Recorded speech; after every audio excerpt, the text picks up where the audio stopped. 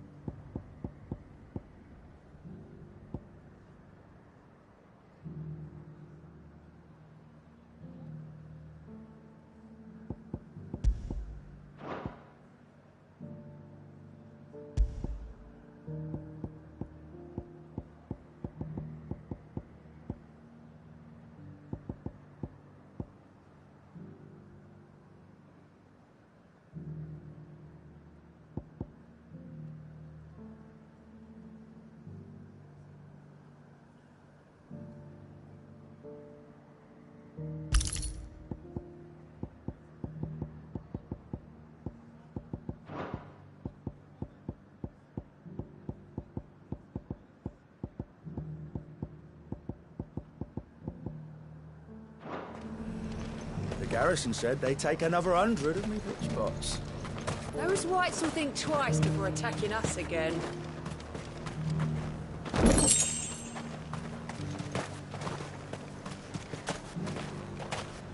And how might I help the garrison today?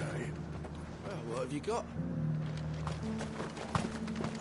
Seems the Duke's had a change of heart. I doubt he had a heart to begin with. The garrison did away with posting guards here at the wall. Now any man, woman or branded can pass freely.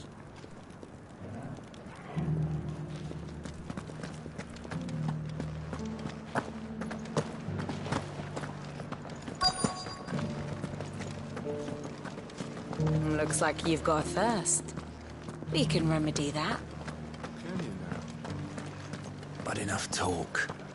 How about we retire to the Vale?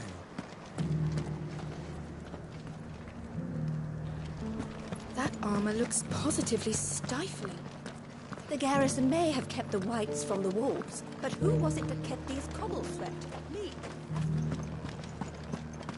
Haven't seen any of those beastly blue-eyed fiends of late.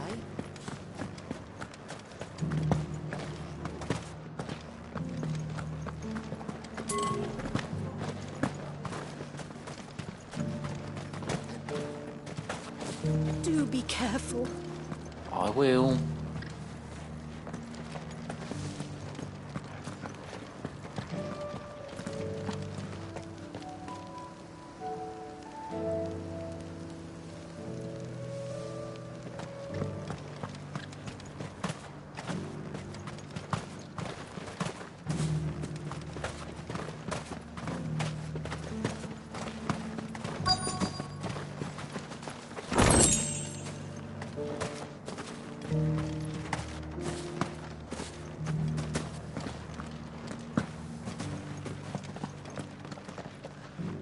Are you here for conversation? Should you need anything? Fancy a peek behind the veil, my lord? I'm looking for a Layla. You found one. So, will your friends be joining in? Or just watching?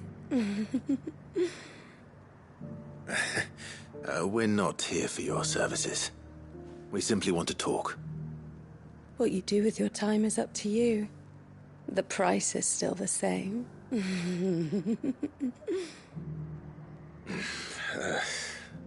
We're here about the letter.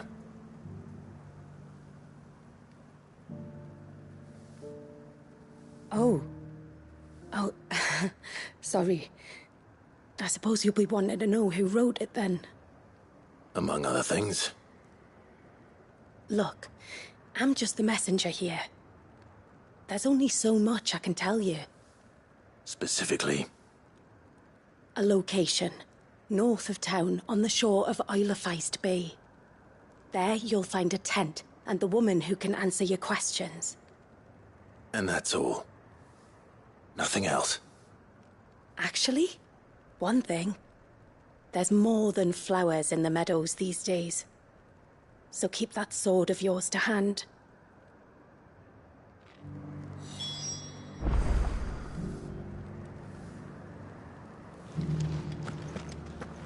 Does anyone else think it's strange that this woman should prefer to keep to the outskirts of town?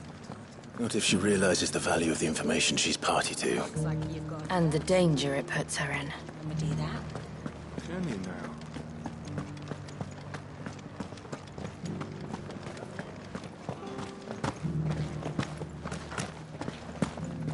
Haven't seen any of those beastly blue-eyed...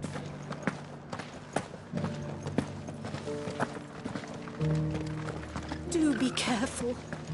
I will.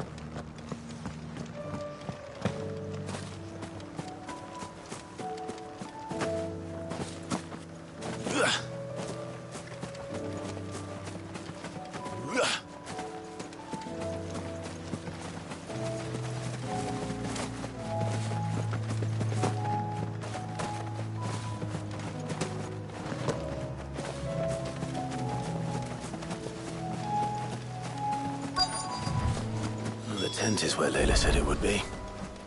Yes, but who awaits us inside?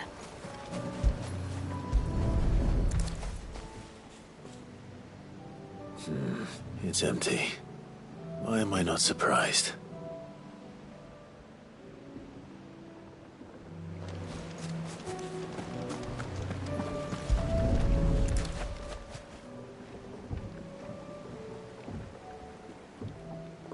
A boat.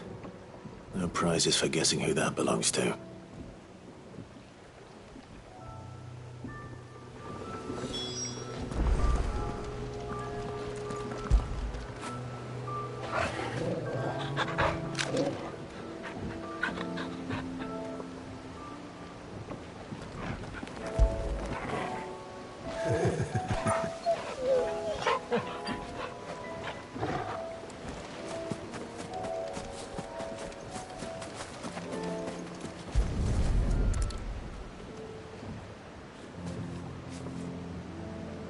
The embers are still warm. So you're Sid.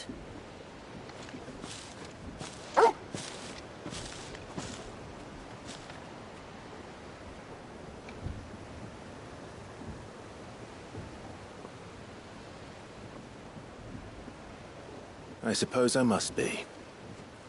Which means you have me at a disadvantage. Apologies. I am Shula, tributary of Mysidia, final haven of the Moats of Water. The Moats of Water. The very tribe into which it was believed Leviathan's dominant was born. A people notable for their sapphire eyes and ivory hair. Yes, that would be impossible, since the tribe famously... Vanished. Was exterminated. Despite the best efforts of both church and state, we are still very much alive. Though we've managed to keep that fact hidden from good Krieger's faithful for over a century. Along with Leviathan's dominant.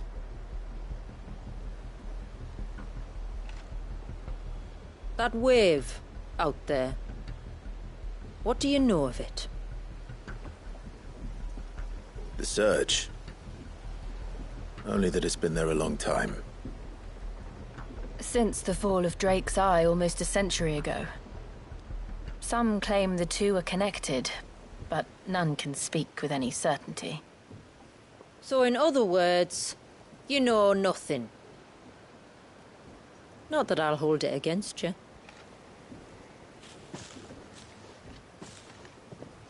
The wave was raised by Leviathan in an act of rage. Moments before the waters were stayed, and the icon and its dominant bound within. And you want us to? Rescue him. Yes. You see, a little bird told me about a certain outlaw with a singular knack for putting unruly dominants in their place. And ours is about as unruly as they get. For years, we've searched for someone who could hold their own against an icon. Someone just like you. So what do you say? Will you help us? What exactly did your dominant do to warrant this punishment? What did he do? He committed the greatest crime one of his kind can. He was born.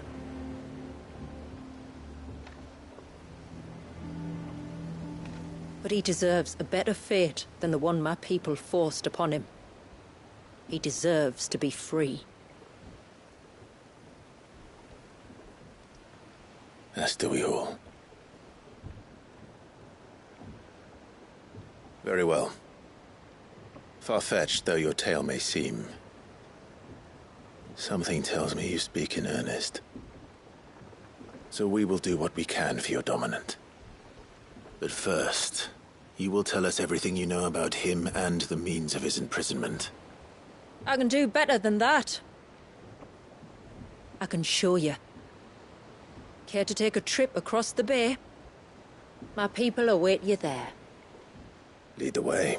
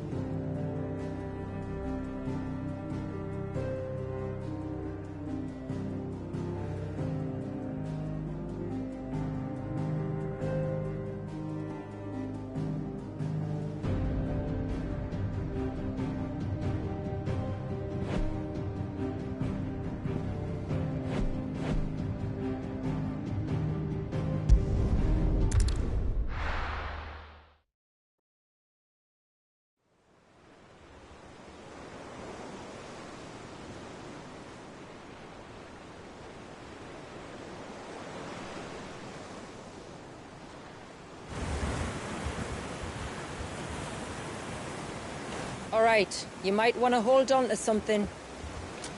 We're coming up on the wall, and passing through can take a bit of getting used to. I don't see any wall. Of course you don't. That's the point. It's a glamour woven by our ancestors to keep our village hidden from prying eyes. But don't take my word for it. Watch.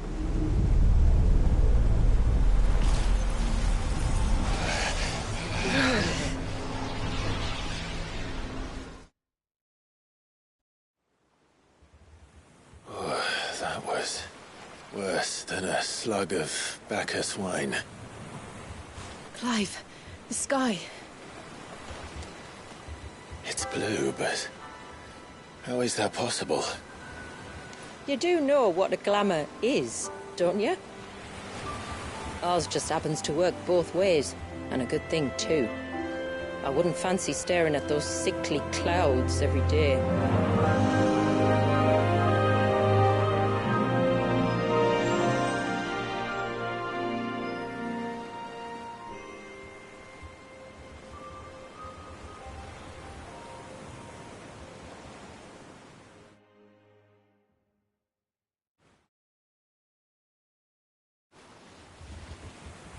And that concludes our little voyage. We're here.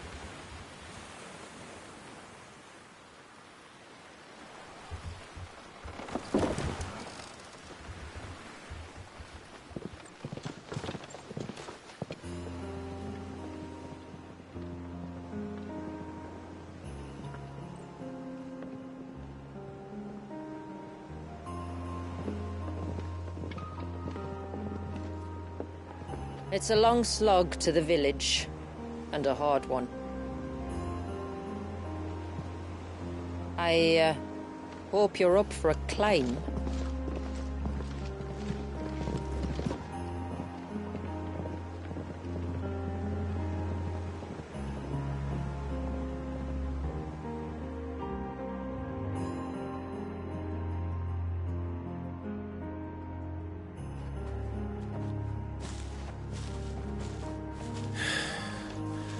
Finally. What? You didn't think we'd arrived, did you? The village isn't up here. It's on the other side of the mountain. Of course it is.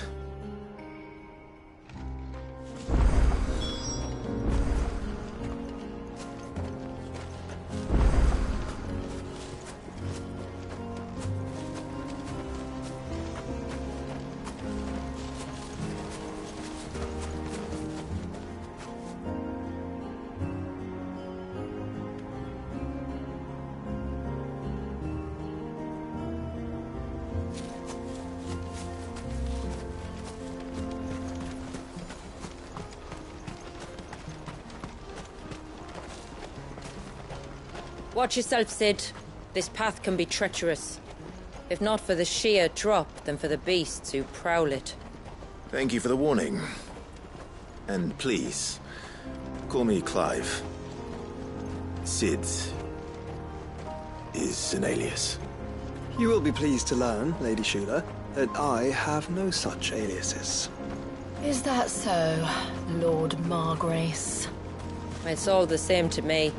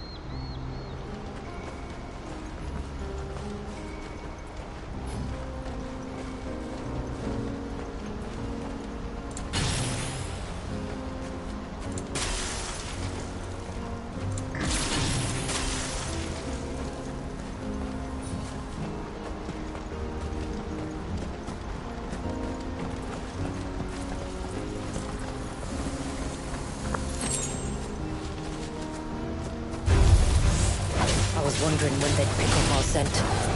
Stand back. We'll handle this. Oh, will you now? Shall I keep my axe and spells to myself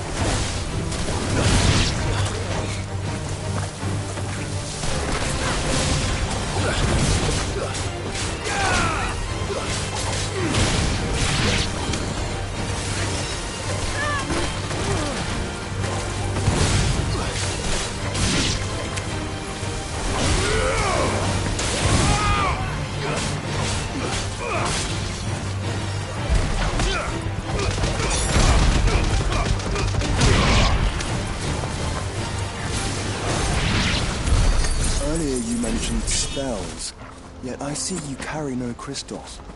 Since when did a bearer ever need crystals? But then, where is your brand? Waiting for me in Sombrek, if I ever get careless. Then it's in for a long wait.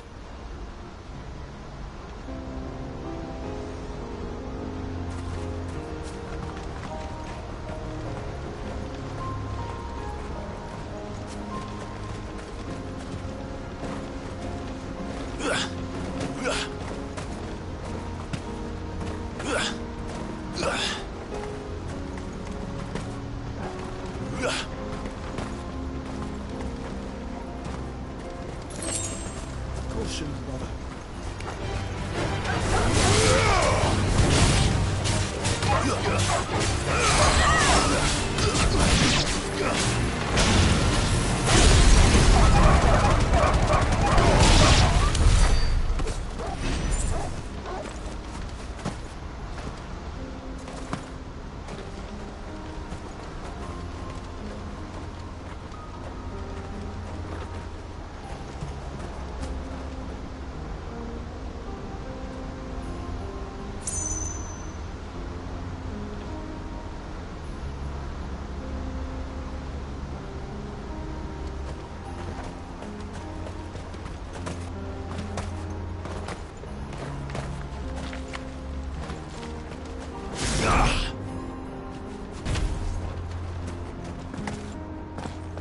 We're almost at the summit. From there, you'll have a better view of our home.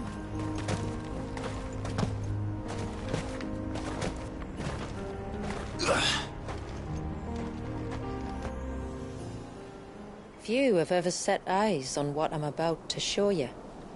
Just so you know. This is not what I expected. Welcome, my friends, to Mysidia.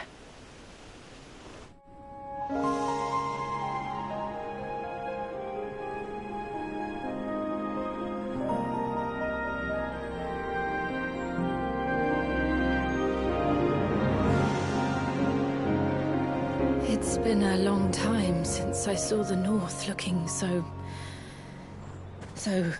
Alive. How I'm is- sure you have plenty of questions, but it's been a long journey, and I expect we could all do with a rest.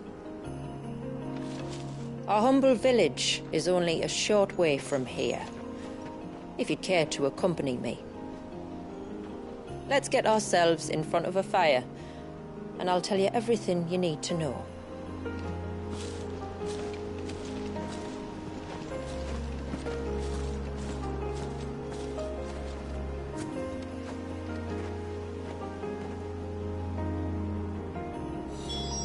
It's beautiful, Shula.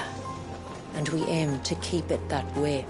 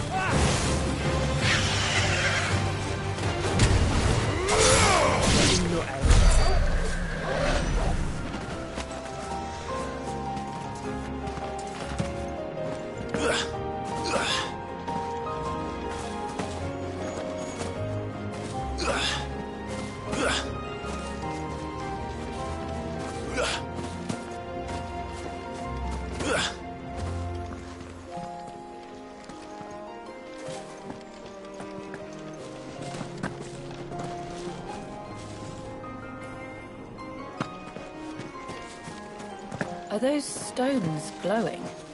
That's one of the cairns which maintain the glamour. Steer well clear.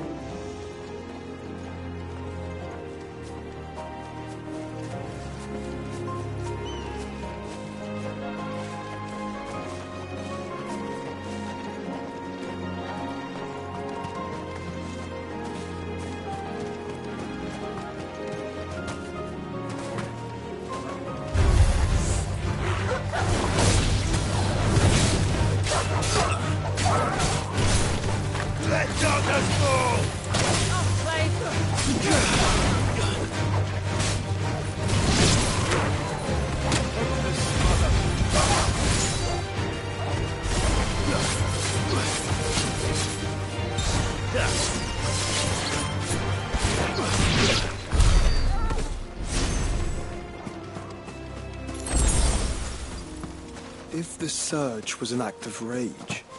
One wonders what prompted it.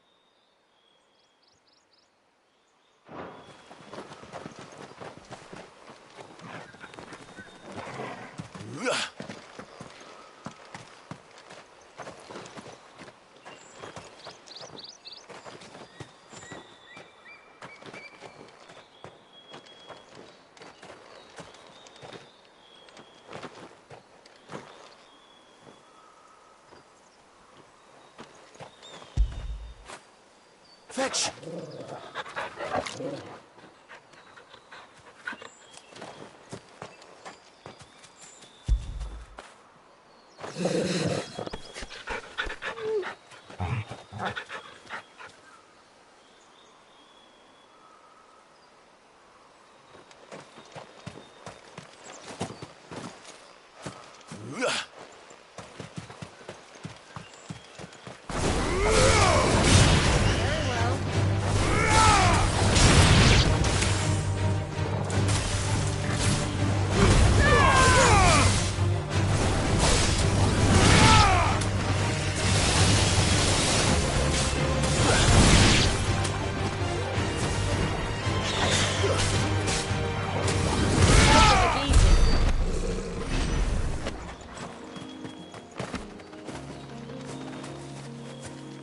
Could we not have spared ourselves the mountain crossing by landing further north?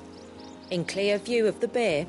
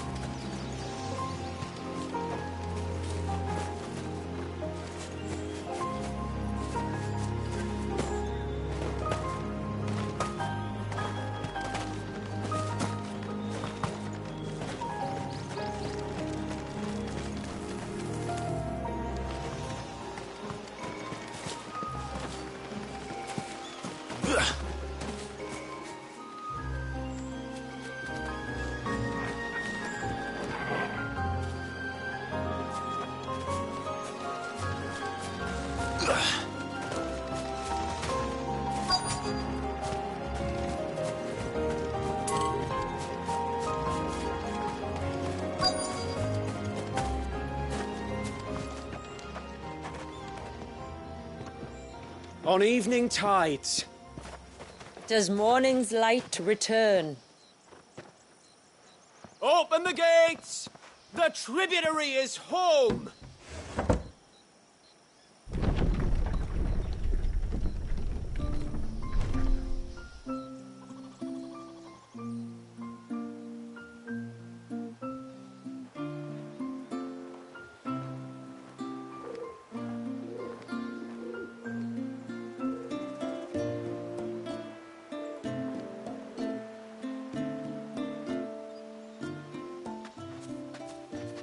Outsiders?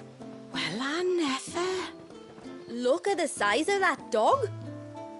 All right now, back to your duties. You'll have to forgive my people their curiosity. We don't get many visitors. Or any, truth be told. Then we are honored to be the first. This is quite extraordinary. Like stepping into another world. So do you believe me now? You've made it difficult not to, my lady.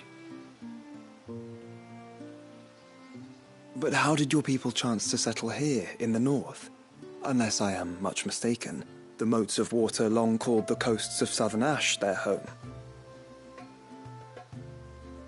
Until Drake's Horn fell and the Blight forced them ever inland, where... We met our doom, along with our dominant. I see you've read the Gregorian Church's account, but perhaps you'd like to hear ours.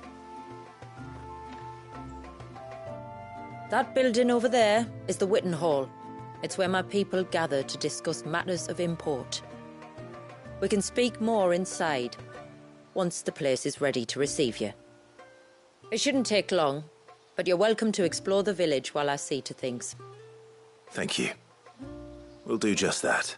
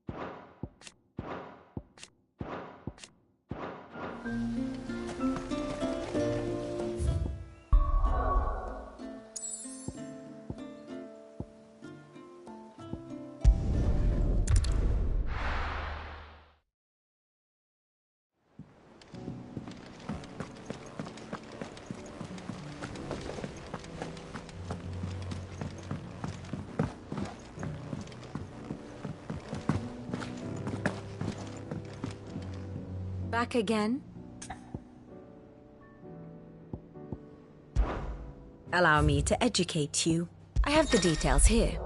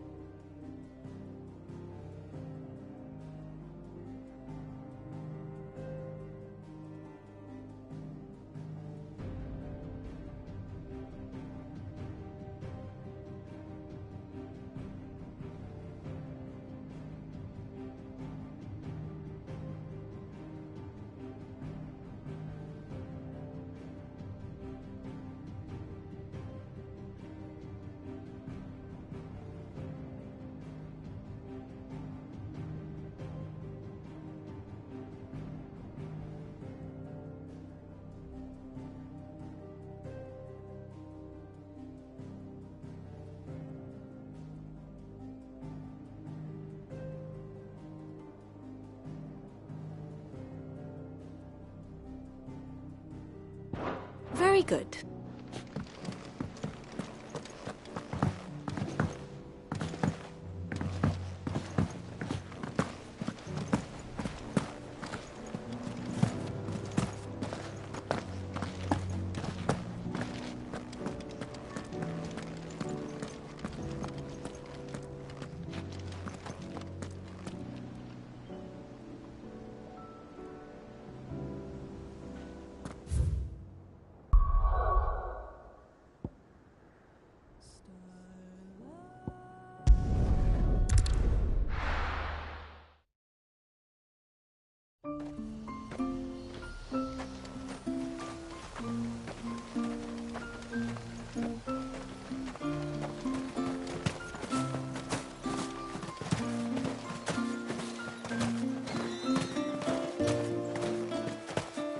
The stalks are thin, the leaves limp.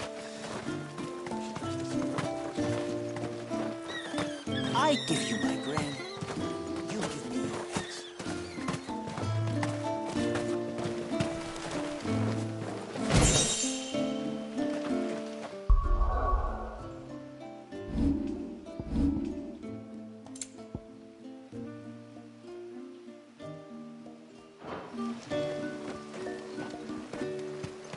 Just you stay away from that temple. Do you hear me?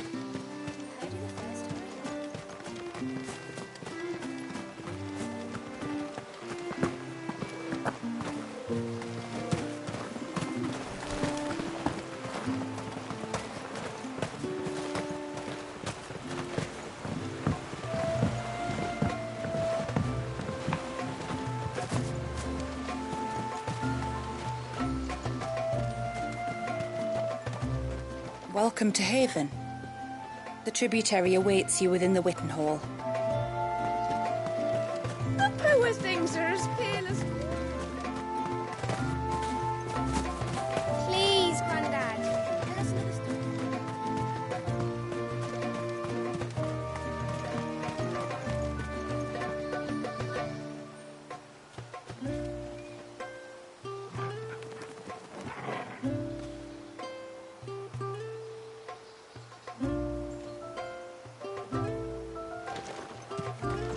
Welcome to Haven. The tributary awaits you within the Witten Hall.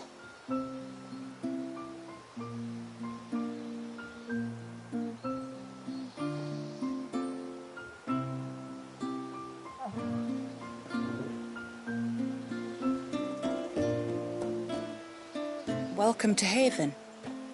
The tributary awaits you within the Witten Hall.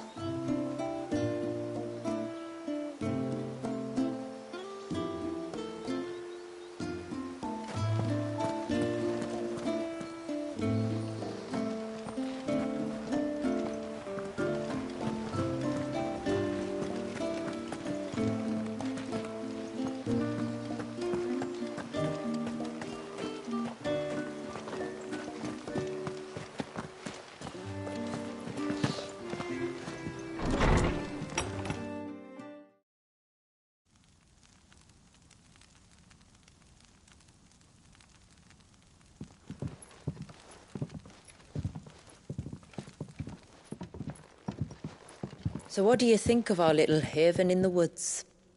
It might not have all the comforts of a southern settlement, but at least it's ours. And there's a lot to be said for that. It can't have been easy keeping this place a secret. Not easy, no. We've dedicated our lives to maintaining the glamour that conceals us. Us and Walyas. This man, Walyas, is he Leviathan's dominant? That's right.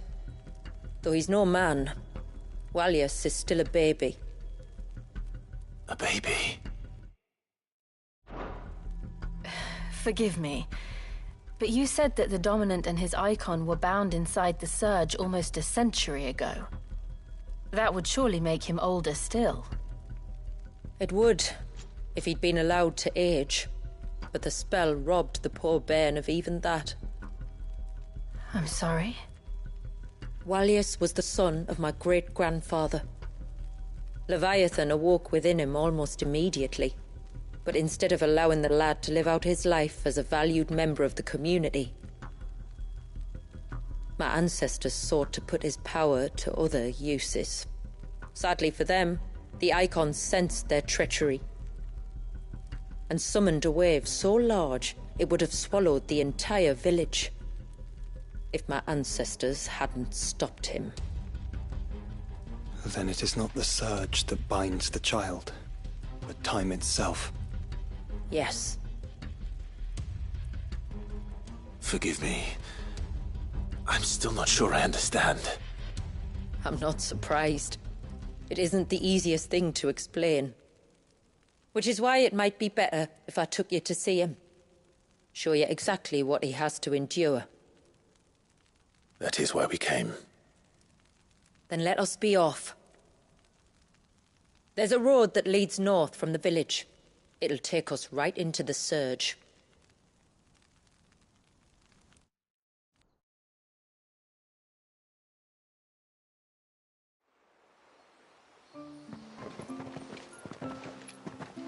Are you bound for the wave, tributary?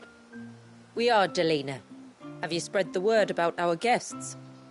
I have. Everyone knows to treat them as family. You shouldn't have any trouble now, but just in case, I would have you accept this symbol of our people.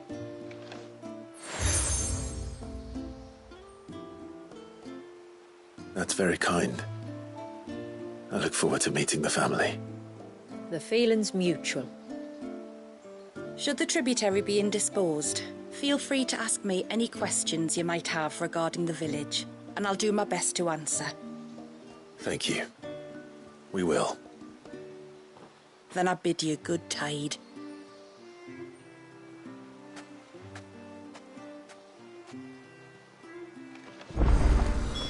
Our storehouse lies across the bridge. If you're short of supplies, you may find what you need there.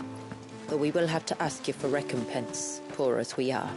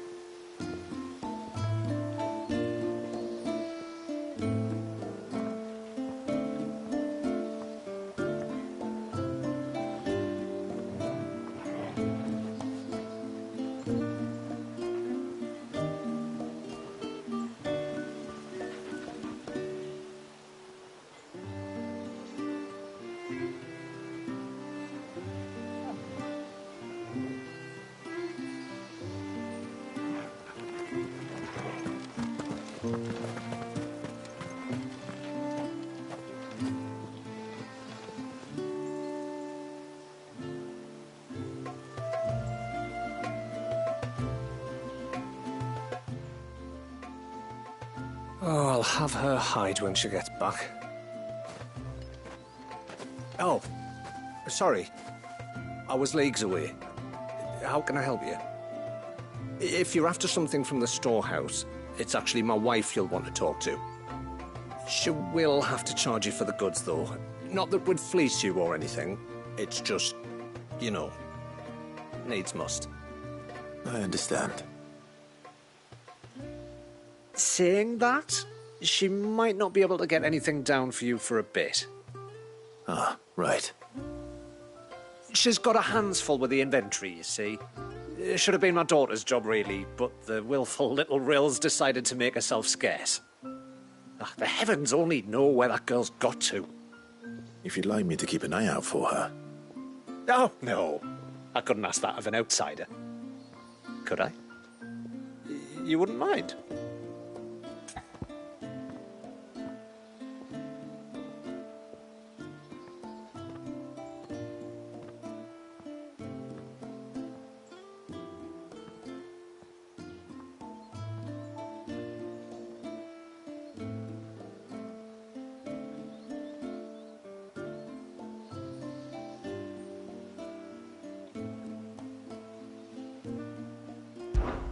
Of course not. She won't have gone far, will she? I hope not. But I've scoured the entire village for her and come up empty-handed. Can't help thinking she might have gone on another one of her little adventures. Ah. A free spirit, is she? Aye, that she is. Can't get her to sit still. Especially once you heard you lot were on your way. Outsiders! You should have seen her little eyes light up. Oh, if she wanted to watch you arrive, she'd have made for the low gate where you first came in. The guard there might have spotted her. Maybe you could ask him. Ruka, her name is. All right. I'll let you know if I find her. Try not to worry.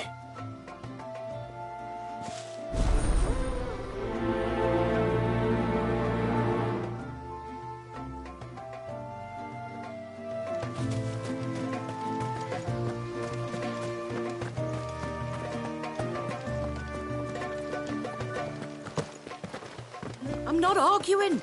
The child must be safe.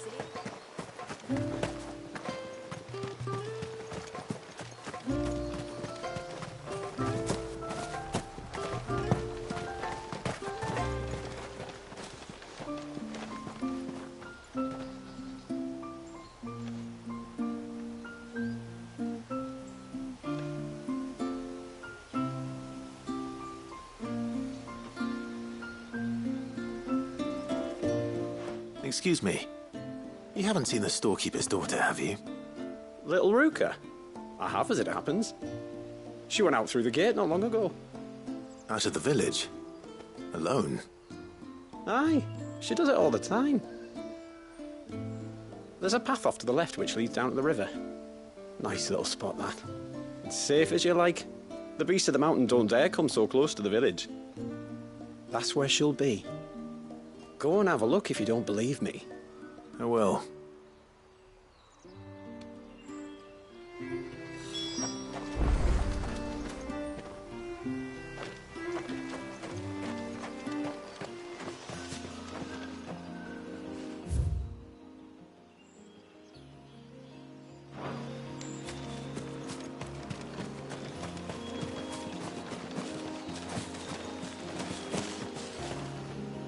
This must be the path.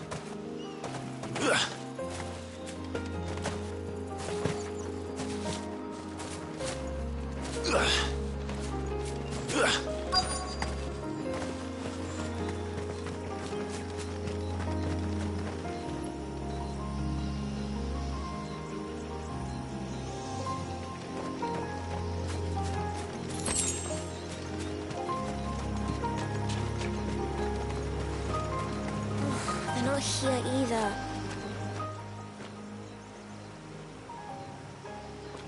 It's you! I've been looking everywhere for you. You must be Ruka. You know my name? Can you lot read minds? Your father asked me to keep an eye out for you. You left without telling him where you were going. He was worried. But I went to look for you. Well, now you found me. What do you say we head back to the village and let your father know you're safe? All right. And on the way home, you can tell me all about the world beyond the wall. I want to know everything. Everything might be a stretch.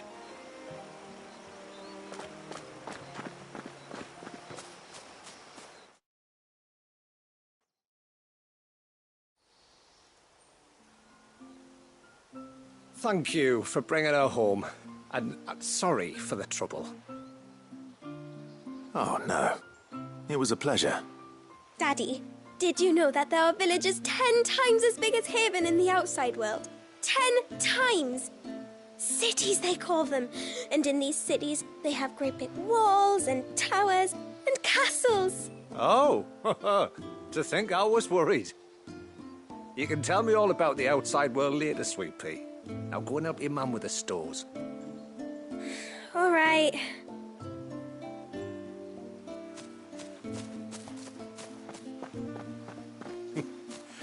Thanks for putting up with her questions. She, has a lot of them. One of the big ones being, what are the people beyond the wall like? Reckon you've made a good first impression. Are we the only ones she's ever met? That you are. The rest of the world can't know we're here, so we'll have to be very careful who we're letting in and out. A few of us might make the occasional trip to shore for supplies, but for the most part, we'll make do with what we've got, including what the old Northerners left us. Yes. You built on top of the old ruins, didn't you? Well, they make for fine foundations. Their masons clearly knew what they were doing. That's one thing we don't have to worry about. Oh, it's everything else that's the problem. Medicines, metals for tool making, anything like that. We have to dress up as travelling merchants and make a trip to the outside and pray to every cloud in the heavens that nobody sees through us. Which explains why you need Gil. Aye. And now Rook is back, my wife should be free to assist you with any potential purchases. So please, do make good use of our stores, because we fully intend to make good use of your coin. I'll be sure to keep my purse strings loose.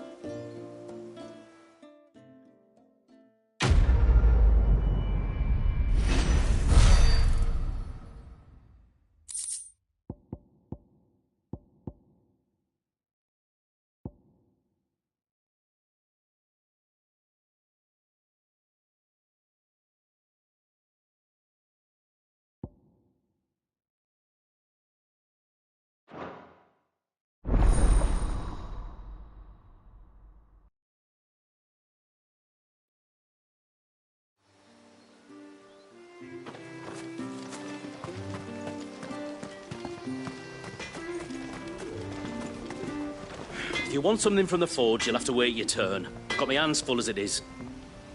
Though not with what I need, thanks to the love of my life.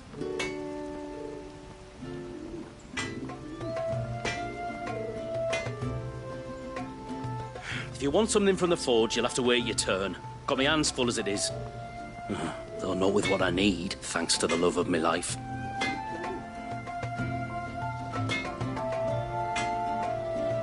If you want something from the forge, you'll have to wait your turn. Got my hands full as it is.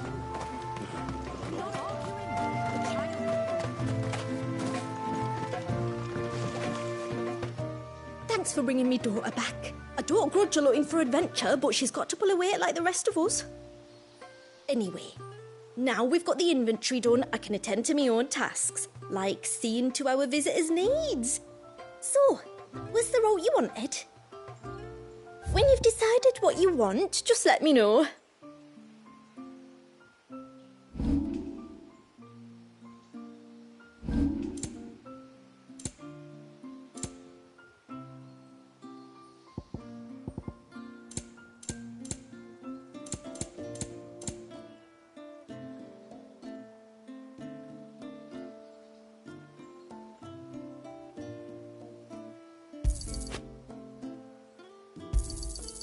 Well, if you're sure you need it. Here you are.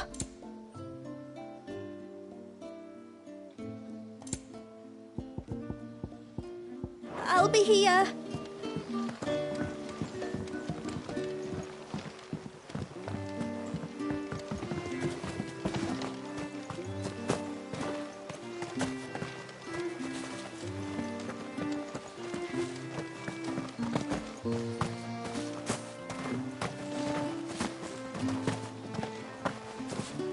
me of mine ancestors. Grant me the strength.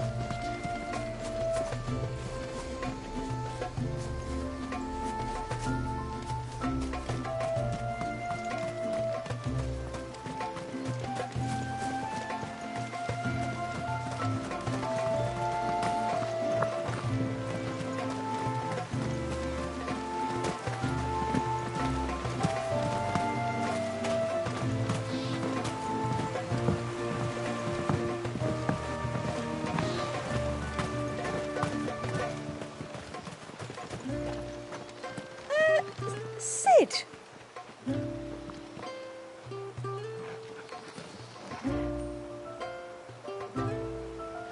You are Sid, aren't you? The man the tributary told us about? I wonder if you could help me. With what exactly? Oh, nothing too troublesome. Do you know my husband, Pavat? He's the village smith, among other things. Anyway, his name day's not far off, and I wanted to make a gift for him. He's a craftsman, you see, and he's been fretting about running low on the flowers he uses for dye making, so I wondered if you might collect some for me and give them to him.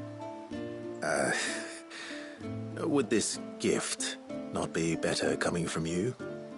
Perhaps, but it can't, for reasons I can't go into. Please, I know it sounds daft, but I'd be ever so grateful.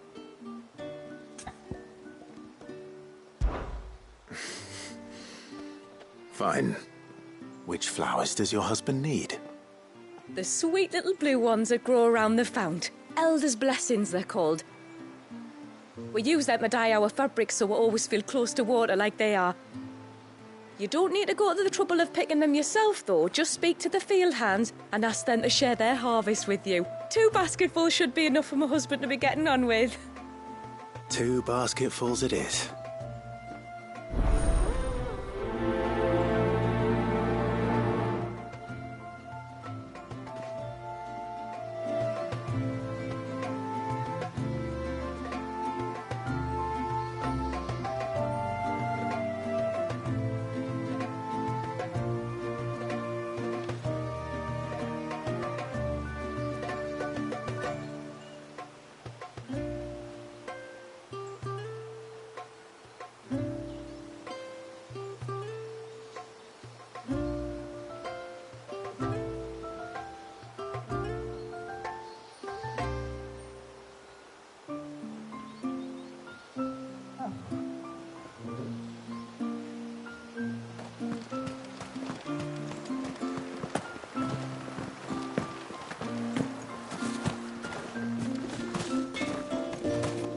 I'm not arguing. The child must be saved.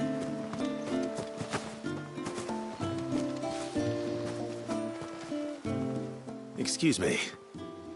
I wonder, might you be able to spare a basket of Elder's blessings? Pavart's wife tasked me with collecting some for her husband and suggested that I speak to you. Ah. Werda wants you to bless her better half with the fruits of our labour, does she? Go on, then. Give the old fool something to squirm about. I'm sorry. Ah, don't worry about it. An old fool Pavart may be, but if you come bearing gifts, he's not fool enough to turn you away.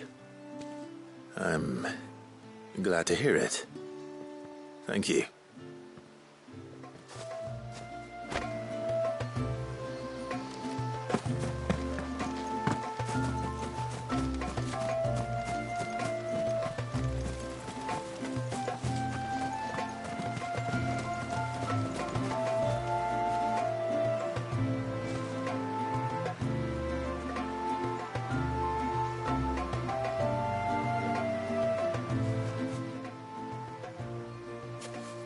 Ah, welcome to Haven, friend. Thank you. Forgive my presumptuousness, but the smith's wife has asked me to make her husband a present of some Elder's blessings. 2 basketfuls, to be precise. Well, I have 1, if that's any help. It is. I'm much obliged. They really are beautiful. Aren't they just? Though that's not the only reason they have a special place in our hearts. Legend has it that when our people fled from Ash, the tributary of the Tyne took some seeds with them. And as they wandered high and low across the Twins, he'd plant them wherever they stopped for water. Every elder since has done the same. So when we finally put down roots here in Mysidia, the flowers did too.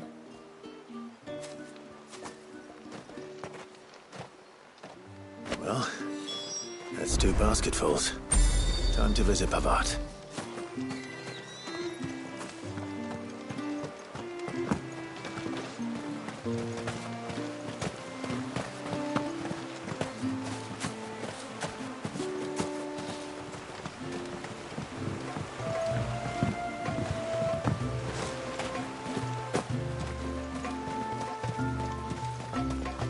The poor things are as pale as ghosts. Are they unwell? I don't think so, Mum.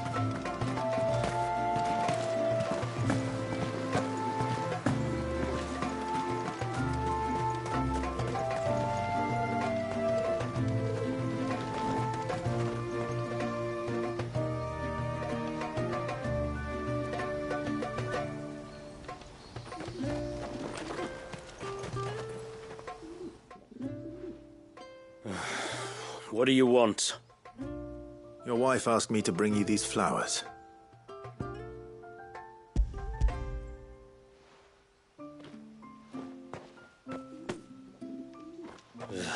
That woman.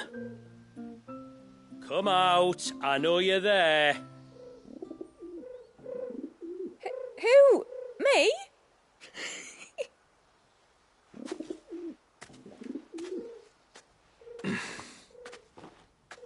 Would either of you care to explain what's going on?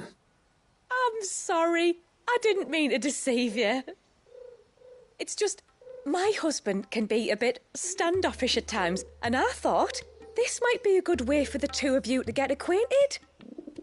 What with you being a swordsman like, and him being the only smith in the village. It'd be a shame if you couldn't turn to him for help. The only reason he couldn't turn to me for help is because I had my hands full with all the orders you lot dumped on me. I'm pretty much done with them now, though. But, for the record, the tributary said that we were to lend you outsiders our aid, and that's exactly what I was planning to do. With or without my darling wife's meddling. Still, here we are. Acquainted. So, if there's out you need, just bring us the materials, all right? All right. All right, then. And tar for the flowers. I was running low. You use them for dyeing, I hear. Aye. Crush the petals and it makes a fine and lasting blue. We use it to stain the cloth for our tunics and pennons. Remind us where we come from, like. As motes of water. Children of the sea.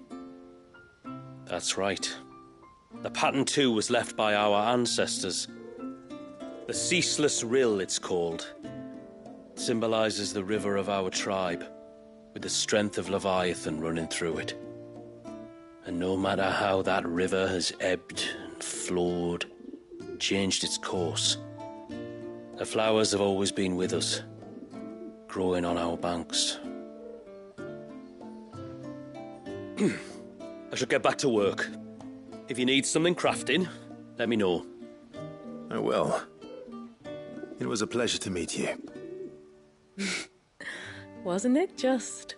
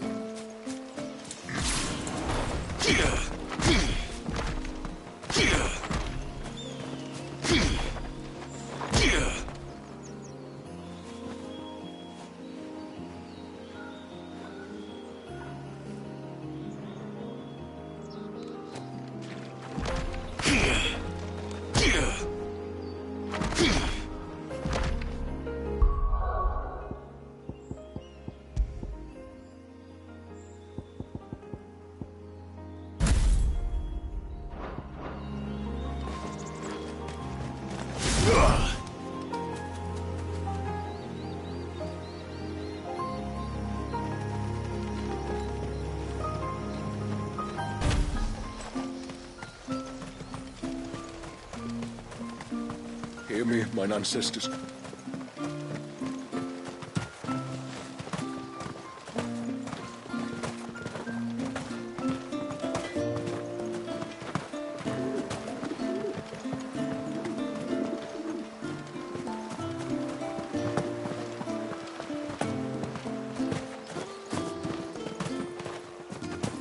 Poor things are as clear as water.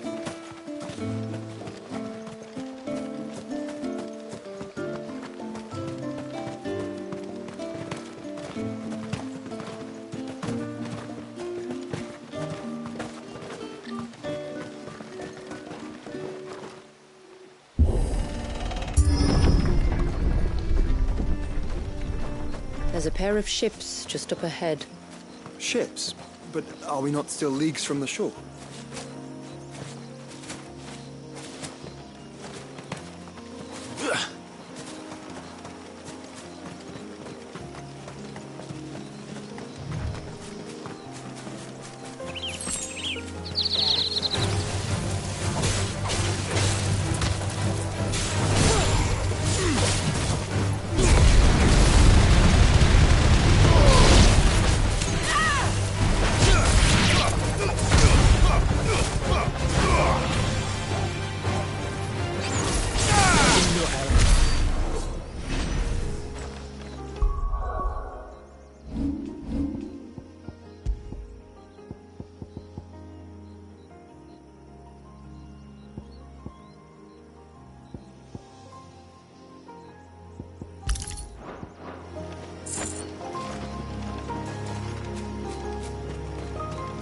The quickest route to the surge is due east, past the second galley.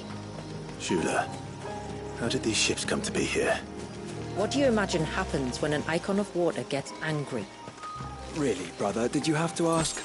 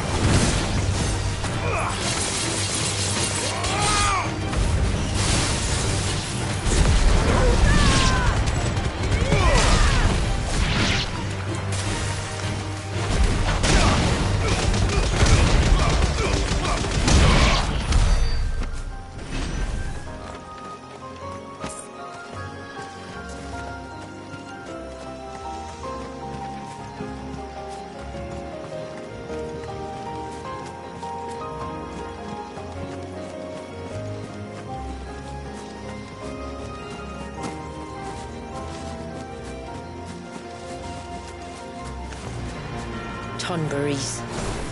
Foul creatures consumed by their hatred for everyone and everything. Everything, save sharp knives, it seems.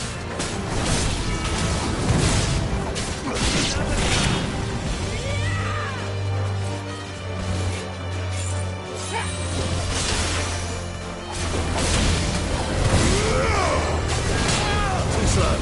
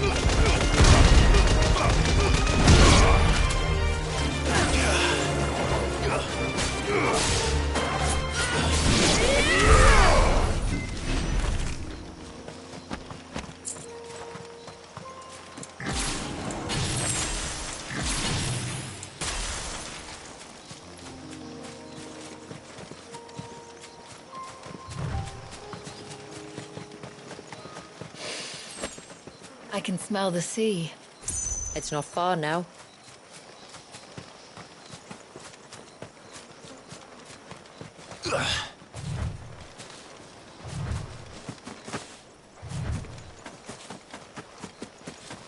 How will we reach the surge? We'll follow the coastline north. There's a bridge that'll take us across to the cape.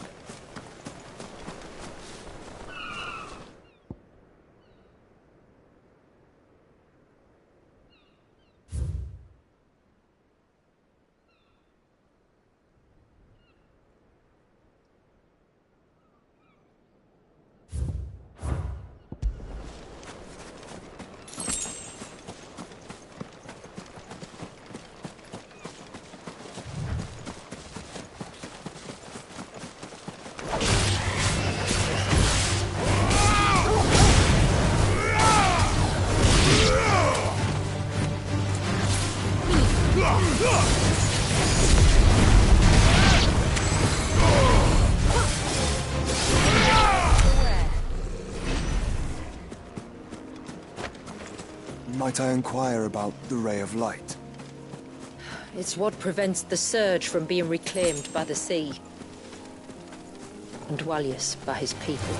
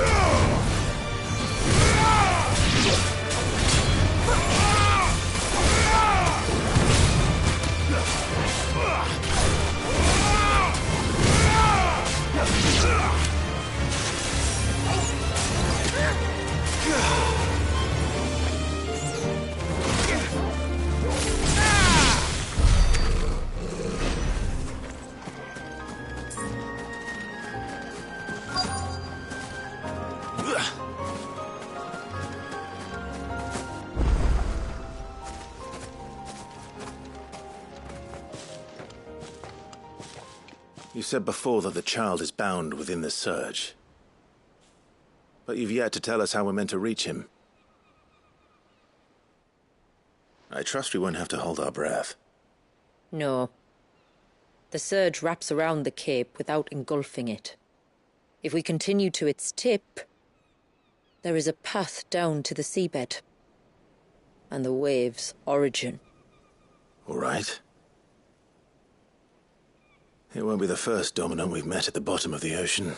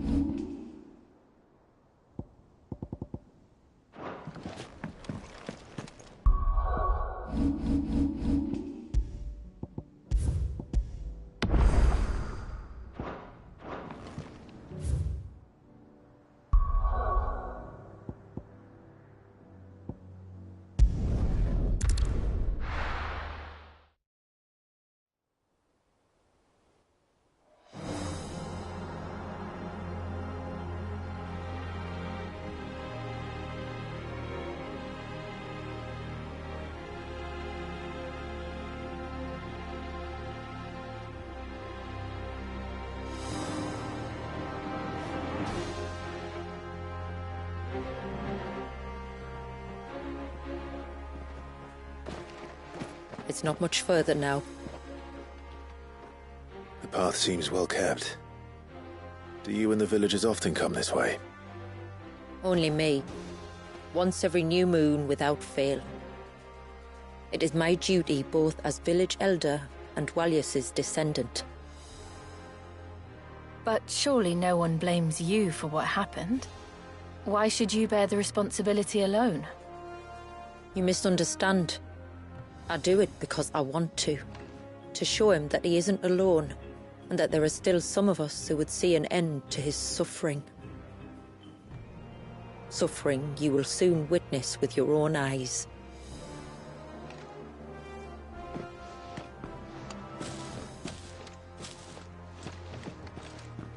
The forest grows quickly here. Left unattended, the path would be reclaimed in a matter of moons.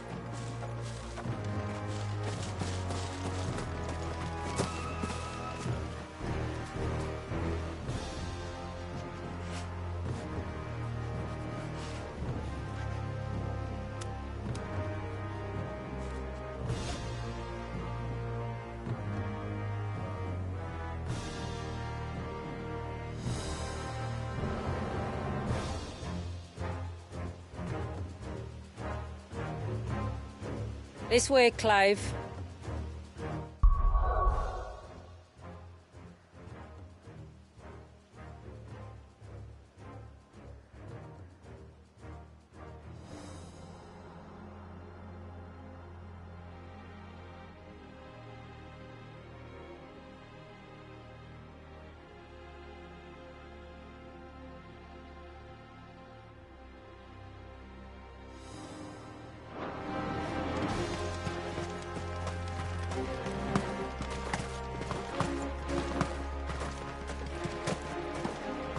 Does the light point the way to the child?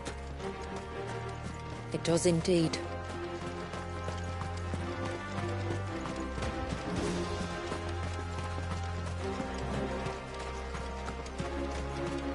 Look at all the droplets of water suspended in midair. Where they have remained untouched by time for 80 summers. It's not right. No. It's not.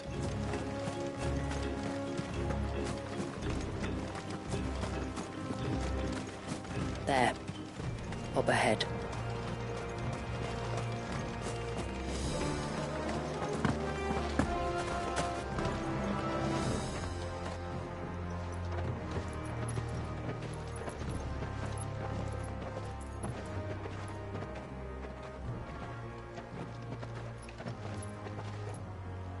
Down in the center. Follow me.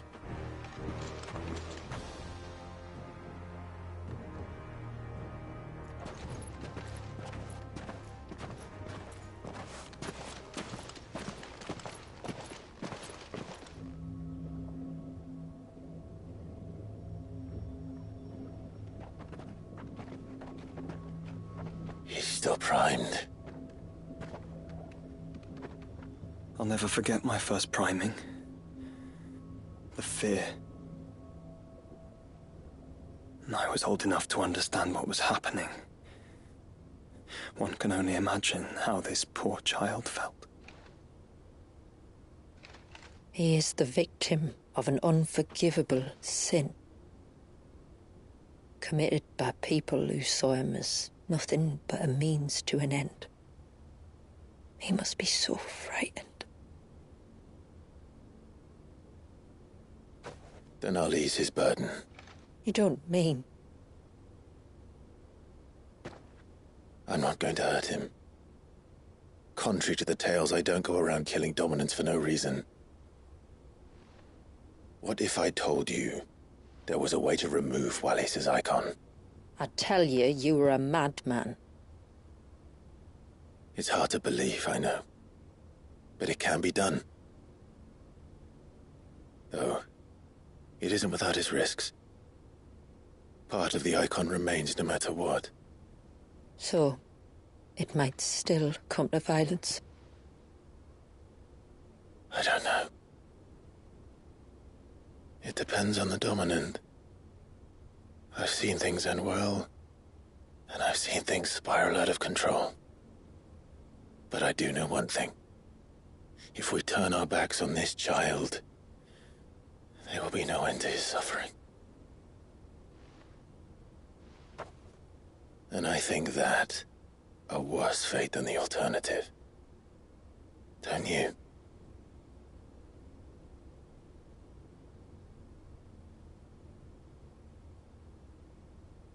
Very well. Do what you must. And whatever happens, I will own the consequences.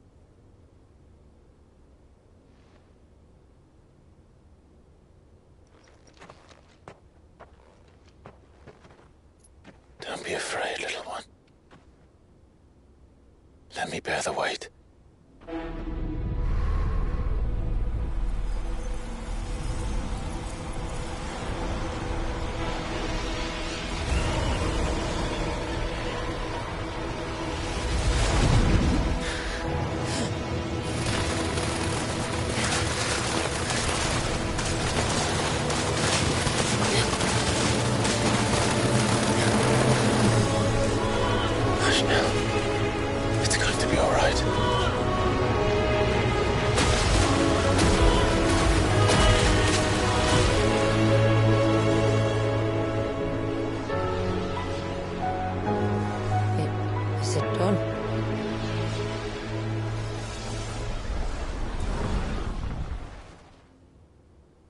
I think so. I can feel the icon inside me. But something's wrong.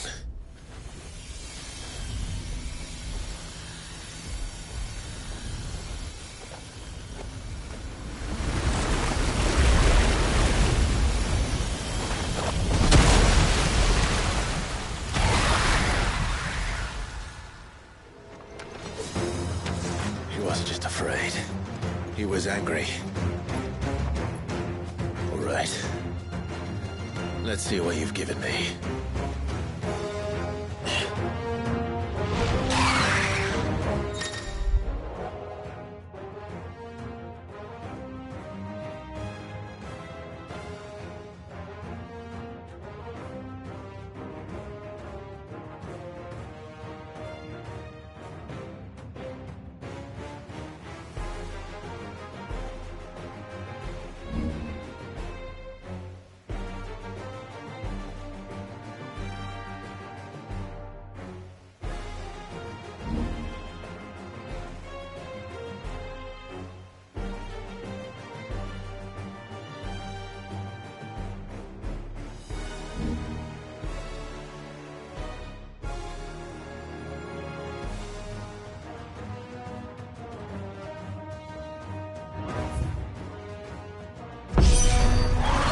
Leviathan!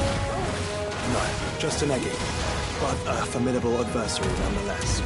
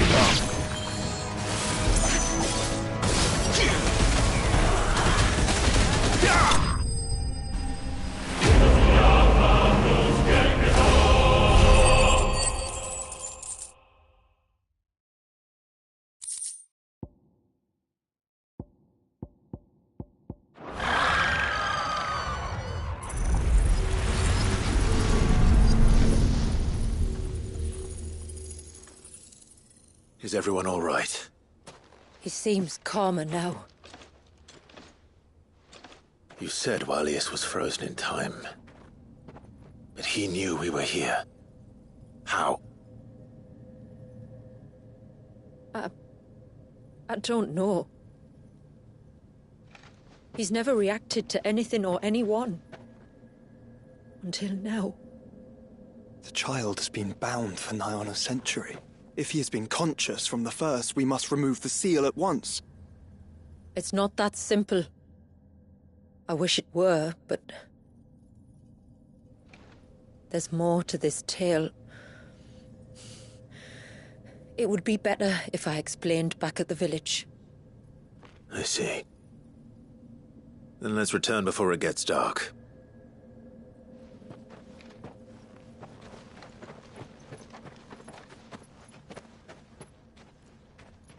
I'm sorry, Walius.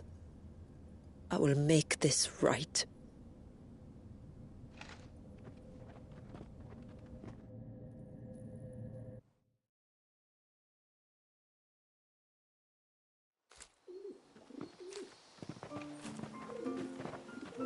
So, part of Leviathan is inside you now, is it?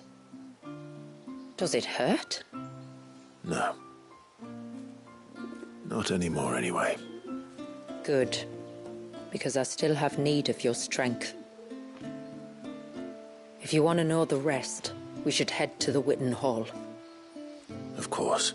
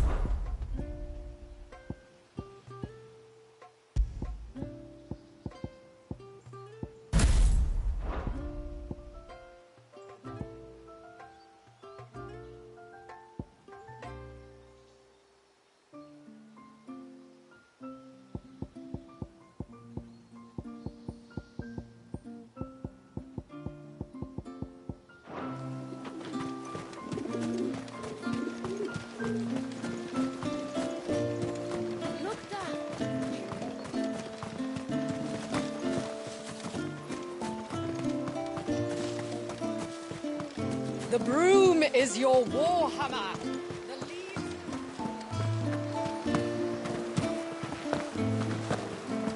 No sign of the child. You don't... Yes?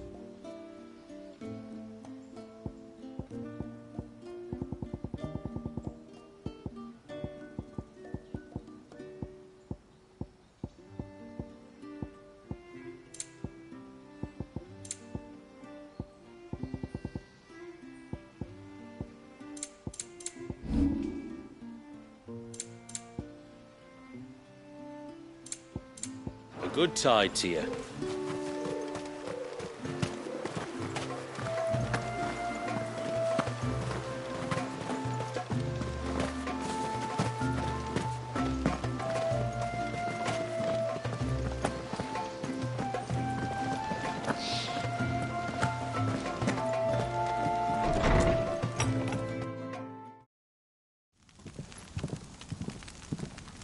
To understand the spell which binds Walius, you must first know who we are, and what drove my forebears to commit such an atrocity. This tapestry is our story, the one that brought us here. After generations of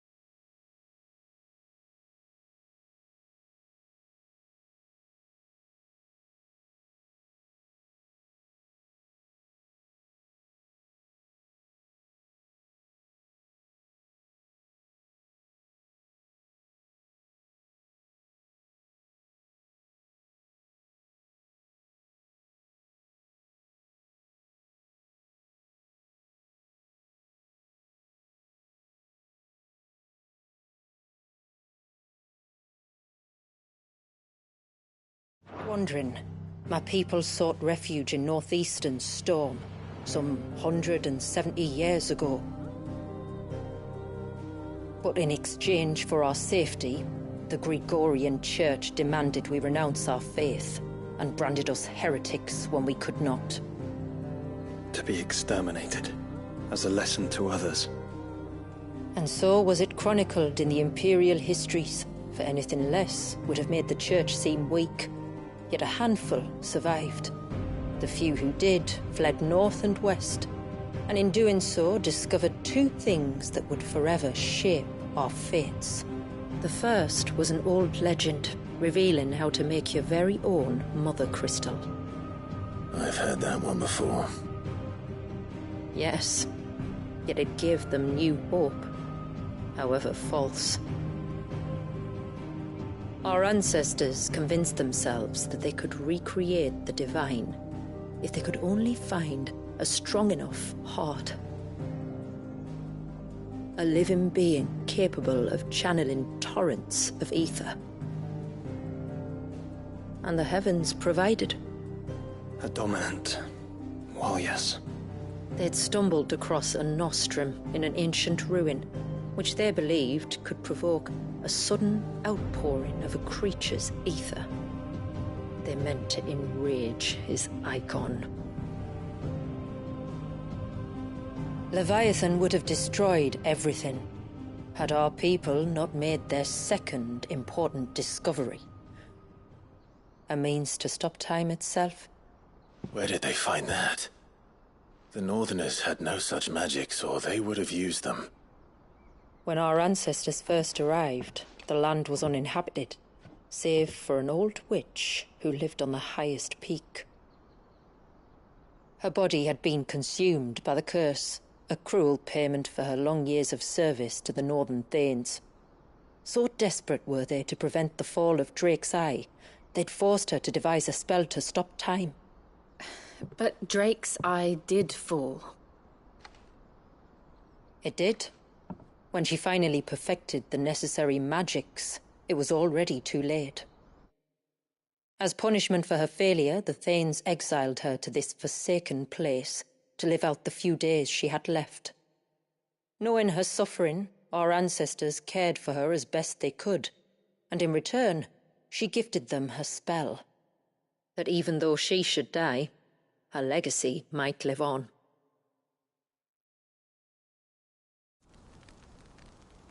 So armed with both the knowledge of the ancients and the secrets of time, our ancestors settled upon an ambitious plan. They would create a new Mother Crystal and enchant it that it might endure for all eternity. Thus would our people's wandering, our suffering, finally end, and prosperity visit us once more. And all it would require was the sacrifice of a single child. A small price to pay, or so they believed. Another victim of man's blind reliance on the Mother Crystals. So we know the seal source. How do we break it and restore the flow of time? Do you recall the dome of light on top of the cliffs to the west? Inside lie the ruins of an old temple. It was there that the witch built the Vare, a conduit of sorts that channels her remaining ether into the surge. But it's been a long time since anyone set foot in the place. And now there are others who claim it as their own. Then we shall go prepared for a fight. That said, it may be best if one of us stays behind. You think the village could be in danger? We saw the ether flow from Wallius in all directions, but only encountered a single familiar. There will be more. And should even one make its way here, I doubt the walls could hold it back for long. Then I shall stay. The Phoenix will see your people safe, tributary. You have my thanks. Very well. We should depart at once. I fear time may no longer be a luxury we can afford.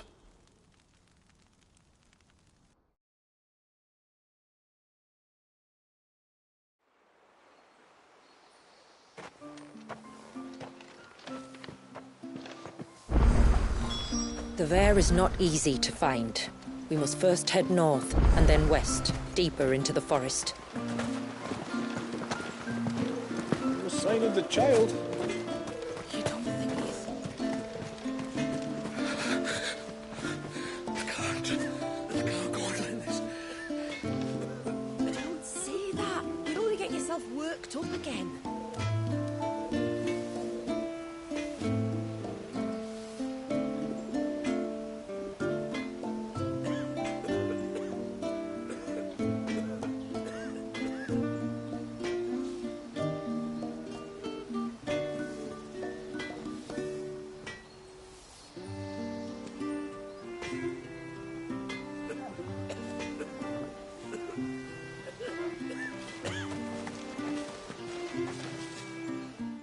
Just try to breathe.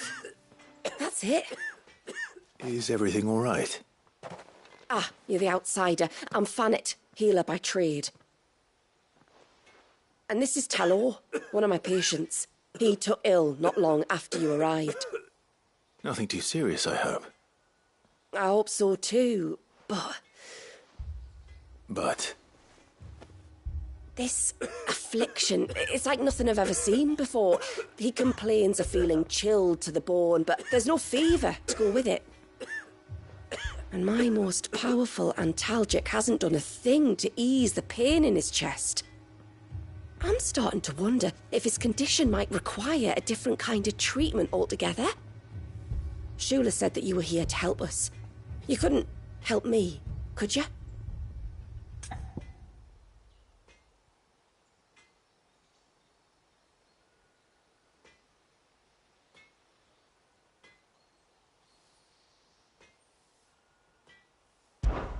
I'd be happy to. If I can. You can, don't worry. All I need you to do is speak to Talor's son, Pavat, over at the forge, and ask if he knows what his father was up to before he came down sick. Something must have caused this, and I want to find out what.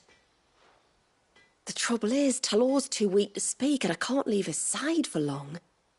So while you talk to Pavat, I'll pay his wife word a quick visit, just in case she knows anything. All right.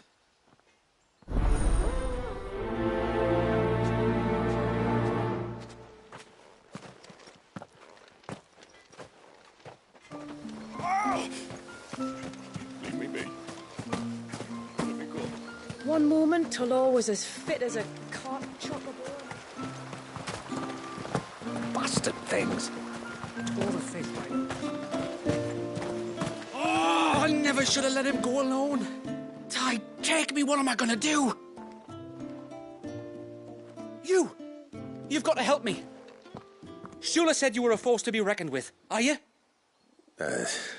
Why do you ask? Eh? Oh, sorry. I should explain.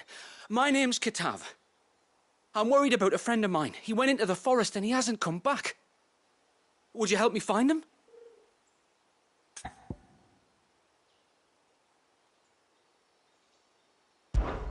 I can try. Tell me what I need to know. Of course.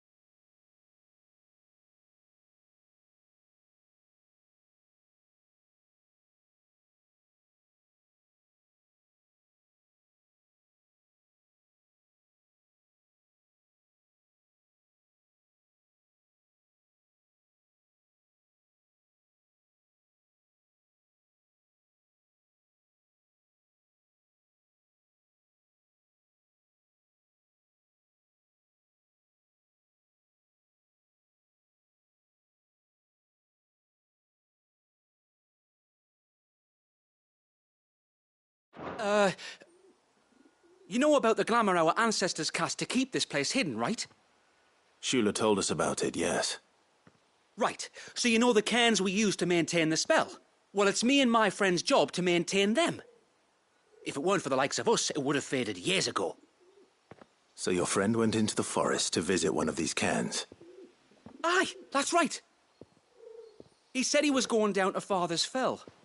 There are 2 cairns out that way, one by the banks of the Swift Run and another near the Winged Wains, the ships in the forest. All right. How will I know this friend of yours? His name's Nassef. He's about my height, but clean-shaven. If you could track him down and see that he's come to no harm, I'd be much obliged. I'll search the village, just in case anyone's seen him, and meet you back here. Very well.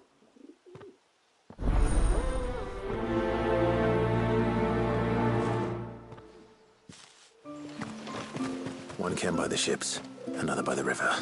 Better get moving. Hail, stranger. Are you a rider by any chance? I am. What gave me away? Oh, I can smell it on you. The scent of the stables. And not just any stables. Something tells me you've never been one to ride half-starved birds with chine-gall and wet beak. If I had a guess, I'd say your bird eats only the finest greens and has her feathers groomed twice a day with a curl hairbrush. Nothing but the best for my Ambrosia. Ambrosia, eh? Pretty name. What's she like? Well, she's tall and strong. And her feathers are as white as snow. You're joking. You've got a white chocobo. I have, yes. I suppose they are rather rare. This I've got to see. Can you bring her here?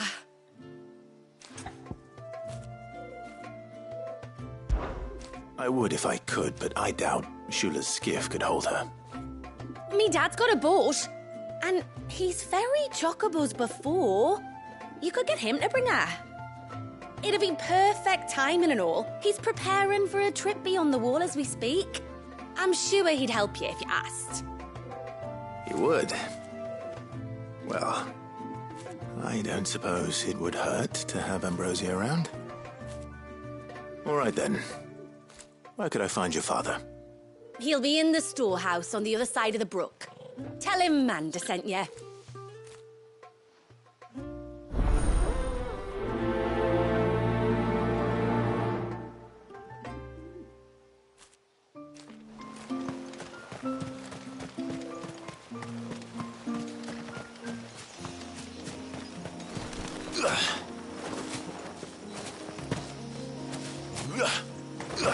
Before, we turned east at the shipwrecks to reach the coast.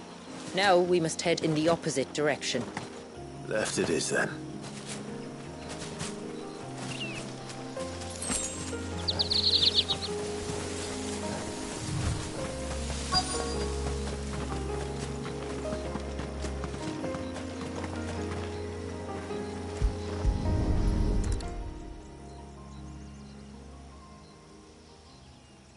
Well, here's the cairn.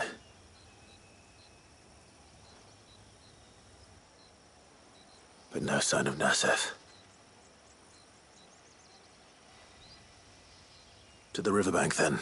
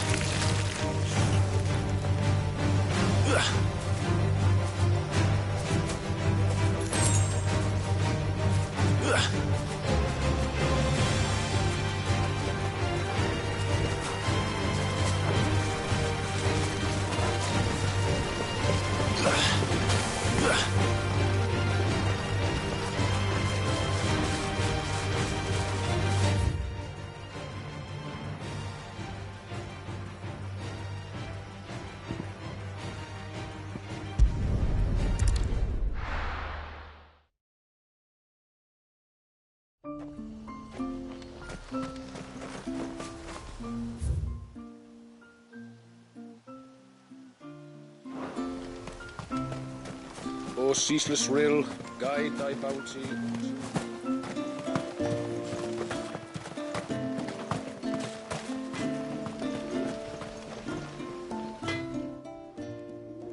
Oh, do you need something?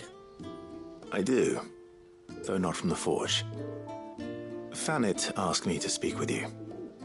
She's looking into the cause of your father's illness and wondered if you could shed any light on the matter. I see. Sorry. She shouldn't have dragged you into this. It's no trouble, really. Tell me, did your father do anything out of the ordinary before he fell ill? Not that I know of. But then I hardly see him. He's always out and about, like. Well, at least he was. Suppose he might have been a bit more fidgety than usual, but apart from that... When you say out and about, where does he usually go? Just round the village. Wanders over to Blazier's place most days. He's a fisher who lives on the other side of the fount. They're old friends. Maybe he knows something I don't. Maybe. I'll go and speak with him.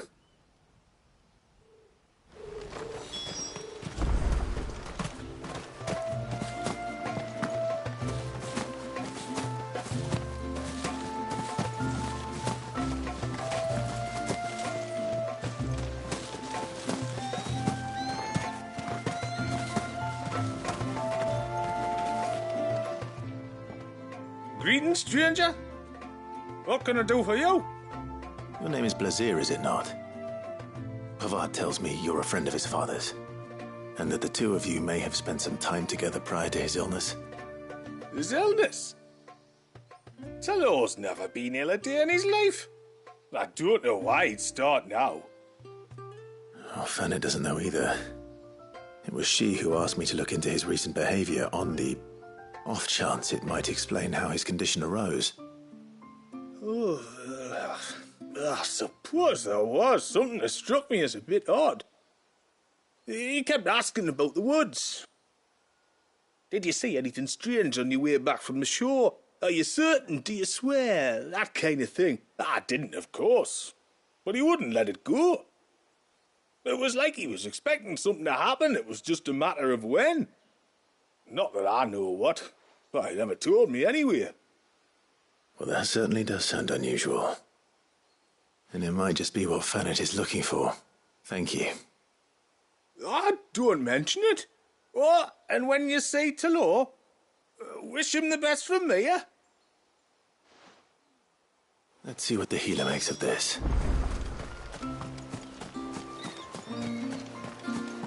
If we pick too many of the flowers...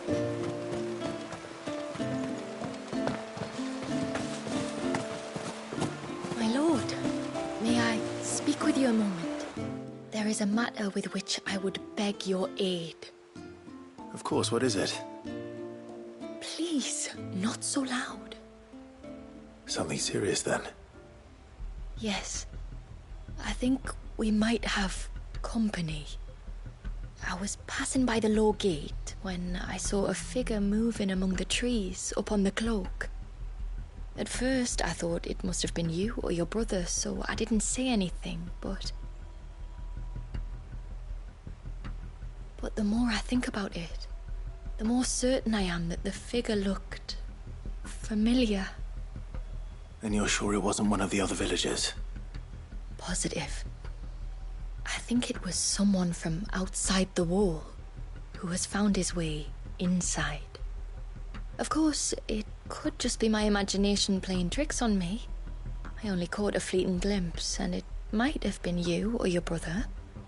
But if it is who I think it is, we cannot allow him to leave now that he knows we're here.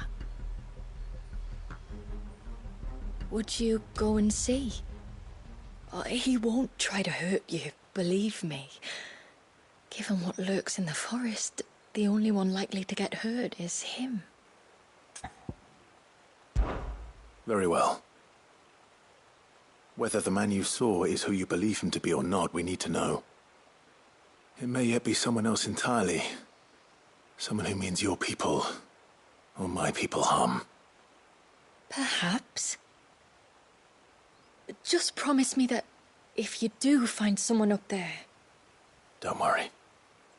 I won't draw my sword unless I need to. Thank you.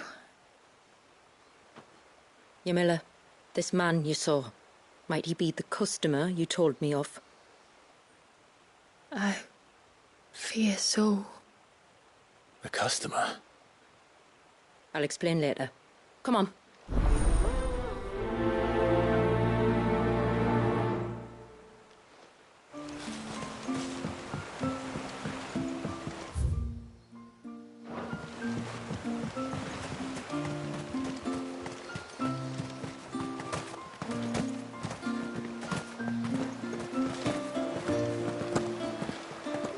No sign of the child.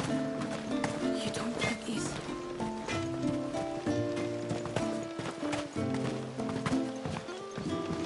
When you've decided what you want, just let me know. May it serve you well. You one of the outsiders, then? I am. Shula invited me. Are you Manda's father? I am. Got you running errands for her already, has she? She's asked to see my chocobo, but I'd need your help and your boat to bring her here. Or you could just say no. Honestly, that girl and her birds, she'll be growing feathers soon enough. Well, truth be told, I didn't take the idea seriously at first. But thinking about it, it would make it easier to get around if I had Ambrosia here. Can you help? Well, if you're sure that's what you want. The tributary says we're to treat you lot as we would each other. So, if you need me to ferry your bird over, then that's what I'll do. Still, they don't take the water easily. I'll need you to bring us a mimic gourd or two to keep her calm on the journey over. And where would I find one of those? Oh, don't ask me. It's been years since I last brought a chocobo across the bay, and I'm told the world's changed a fair bit since then. Where do you usually get your stable supplies from? Well, the man who made Ambrosia's tack lived in Martha's Rest, and if I remember correctly, he traded in chocobo feed too. So I suppose I'll go and ask him. I'll be sailing over to Northreach soon to pick up some supplies. While I do that, you collect your bird and your gourd, and then meet me by the shore. Just don't take too long, all right?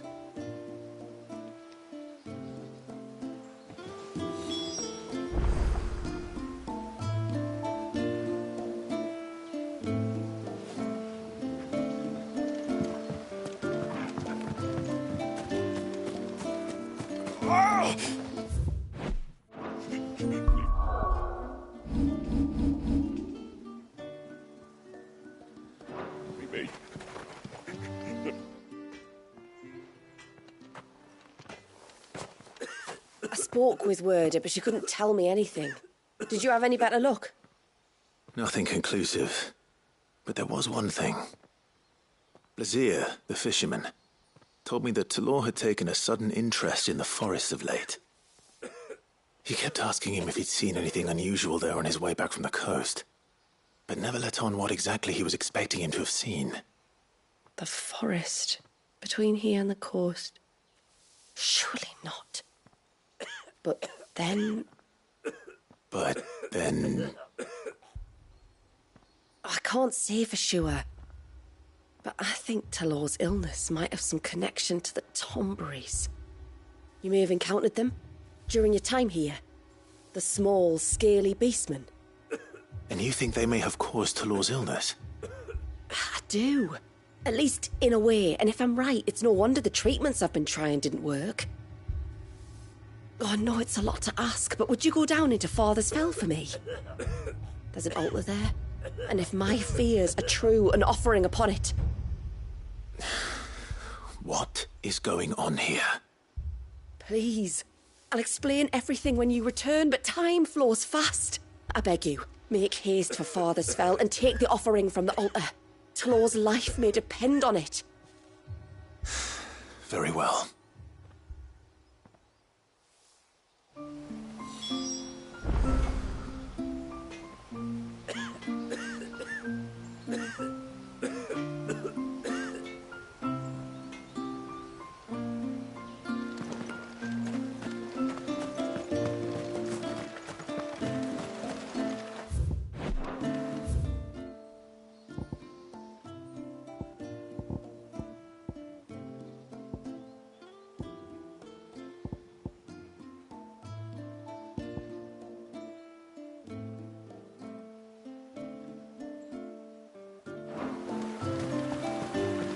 Bastard things. Go the fifth way.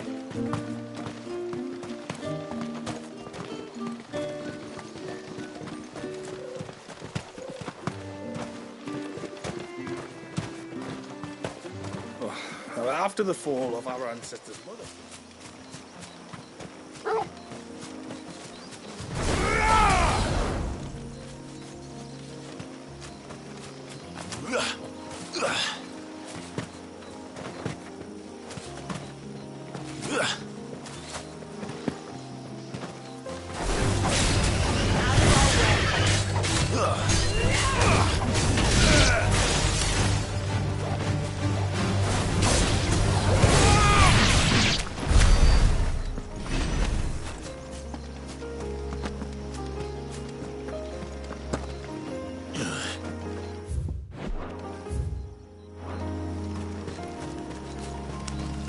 If there's one thing I know about beastmen, is that they love to hide in the dark.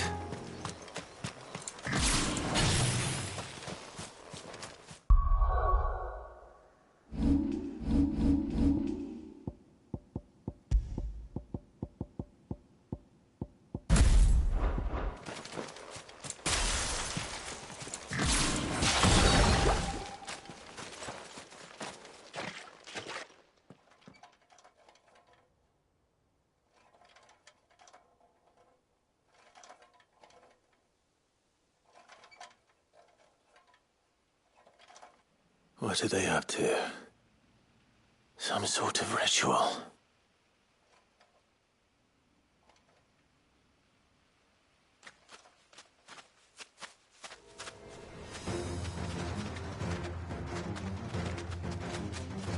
Sorry to disturb you.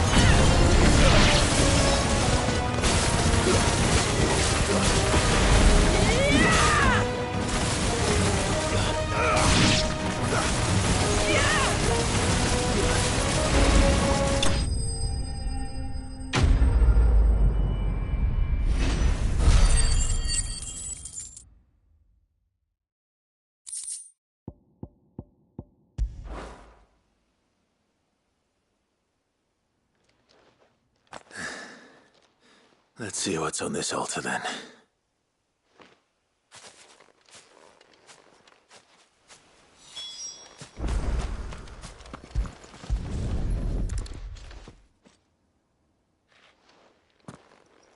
A silver chain. I doubt the Tombries made it. This must be what Fennec was talking about.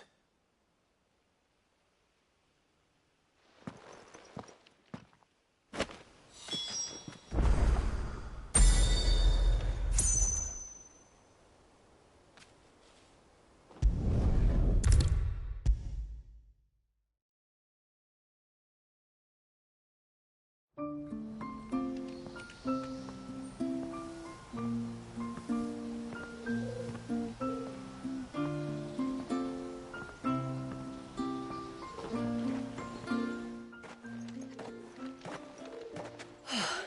back. Well, did you find anything?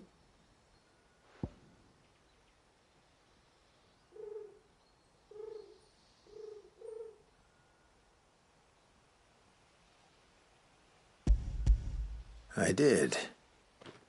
This silver chain. I knew it. Well, I'm still none the wiser. Forgive me. This chain. It's a Gregorian Maternoster. Worn by men of the faith. What's it doing here? And why would the Tomberries be praying to it? To understand that, you need to understand what the Tomberries are. They feed on hatred and suffering. And some say that if you render them an offering, some token of grievance against your fellow man, they will put a curse upon him. So you think someone's put a Tombury curse on Talor? I can't say for sure. Truth be told, I always assumed it was an old wives' tale. But given his fear of the forest and the presence of the chain on the altar, I don't know what else to think. Does Talor have any enemies in the village? Anyone who would nurse such a grudge? No, I believe the one who left the chain at the altar was Talor himself. I beg your pardon? But there's more to the tale, you see. It's said that if you attempt to curse a soul that has returned to the sea already, your ire has nowhere to go but back to its source. You're saying he cursed himself? In trying to curse another, aye. When me father was younger, he was one of the few permitted to venture beyond the wall on trading expeditions. He told us that when he journeyed to Sanbreque, he'd wear that chain to disguise his true beliefs, lest Griega's faithful turn their cudgels on him. Did they ever catch him in his deception? Might that explain the ill will he bears someone? Not that he ever told me. Come now, let's not waste time speculating about Talor's past. We need to focus on the present, and that means finding a way to break the curse. All right. If there's anything I can do to help, let me know. Thank you. I shall. Aye, and thanks for going to all this trouble. Here, it's not much, but I want you to have this. We call it an adder stone. It's a gatherer's charm. Reacts to certain rare minerals we use in crafting. Makes them ring out like a bell, stuff you'd have no chance of spotting otherwise. If you find anything, see that you bring it back to me. I can make you some decent gear with it. If you're interested, like. I am, thank you. And I'll be sure to pay you a visit. Until then, I wish your father a swift recovery.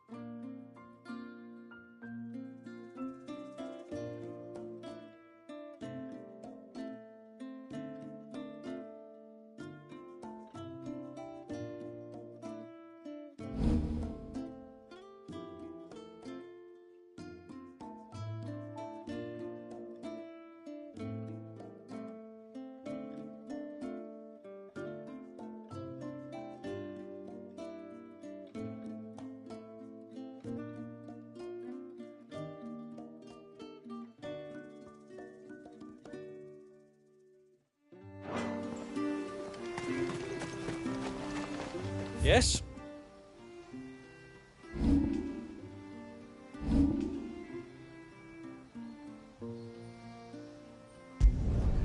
I'd like to see another smith do better.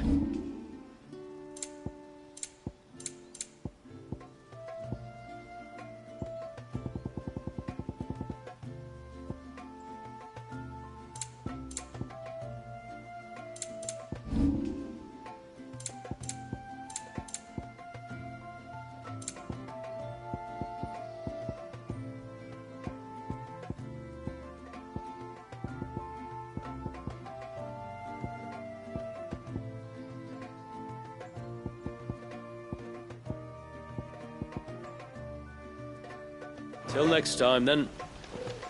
No sign of the child.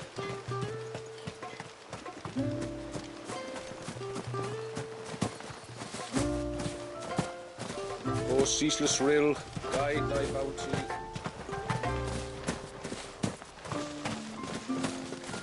So these hens were a gift from the day, were they? You don't have 2 hands, you know.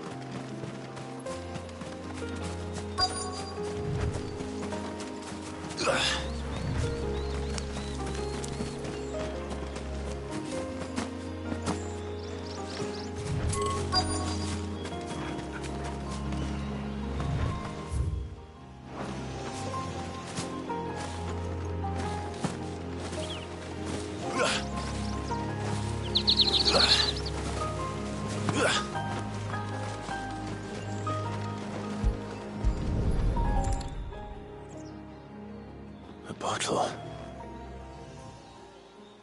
Breath of the arbor.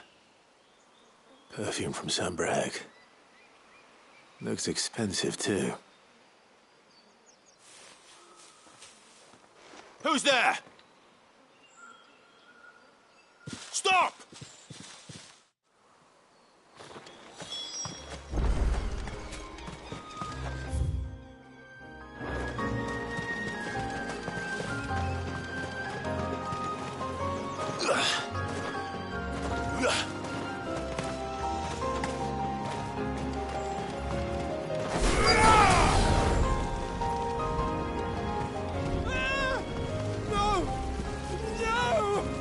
Hang on!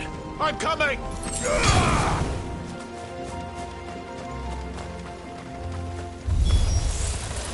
Don't eat me! I'll give you gut rot, I swear! Stand back. I'll handle this.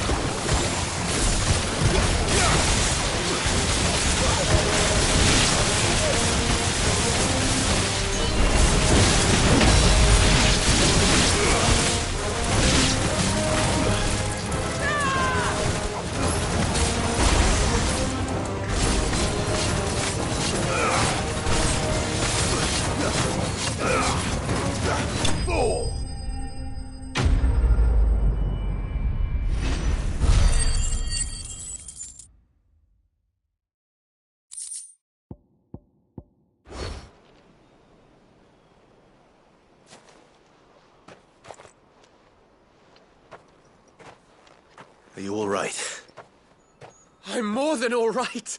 I'm saved! Oh, I could kiss you! Maybe you should introduce yourself first. Hervey! I knew it was you. What are you doing here? I came to see you.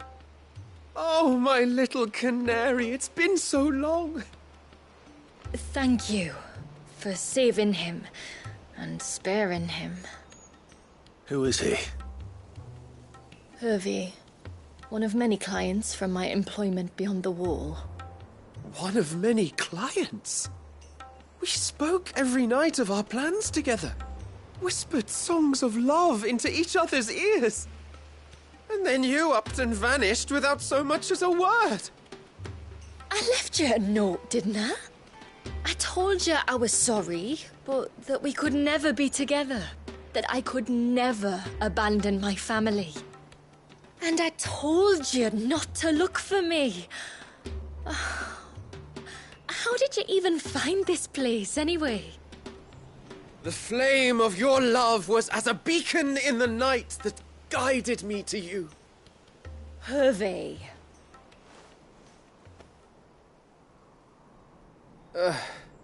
I was walking by the coast near Northreach when I saw a lady who looked like you.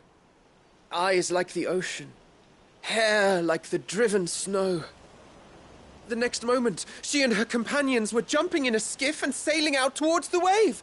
So I, borrowed the nearest boat and started rowing. It must have been Shula bringing us here. So what? You rowed, found a nose how many leagues across the bay, simply because you saw a woman with white hair. And as I did, the skies changed from a dull and hopeless grey to a bright and benevolent blue. That was when I knew for certain that my little canary was close. Oh, why did you come? You should have forgotten me, as I tried to forget you. I cannot leave my people, Hervé. And now that you know about this place, neither can you. We must return to Haven and accept my family's judgment. I'm to meet your family. Oh, my little canary.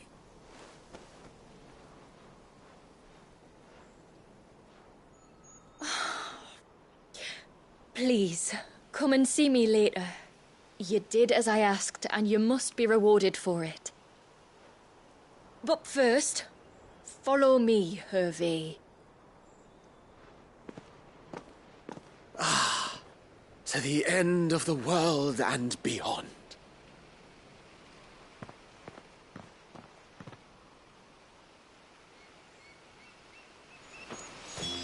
You should never have found this place.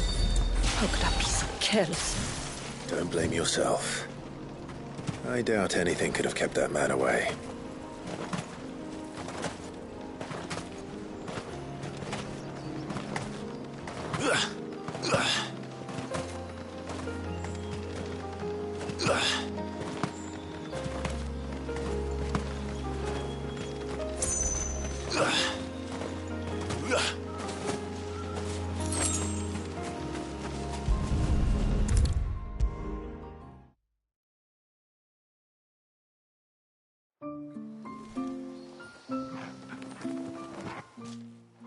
Forgive me. There's nothing to forgive. You two met at the Vale, I take it. When I worked there, yes. To earn the coin that my people need to survive. Though Mysidia is our sanctuary, there are certain necessities that it cannot provide. And for that reason, some of us seek employment beyond the wall. Yet few are the opportunities for followers of a strange faith in a strange land. And so you supported your family as best you could? I did. And I have never regretted it for a moment. I found a second family in the Vale, and in the Dame, a second mother. I also found Hervé. But our love could never be.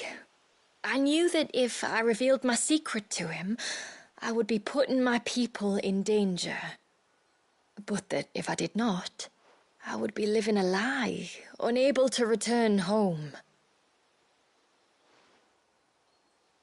What will happen to him now?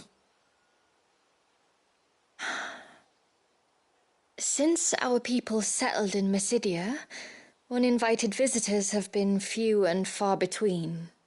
But not unknown.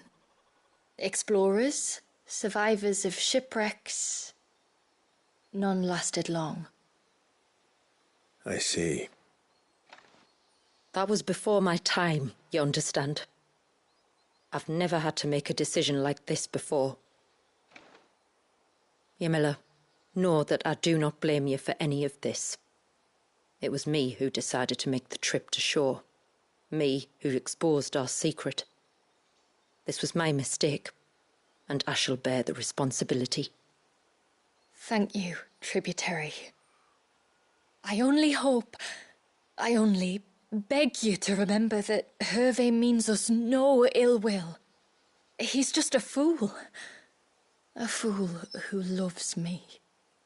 I will take that into consideration. But yours is not the only voice I must listen to.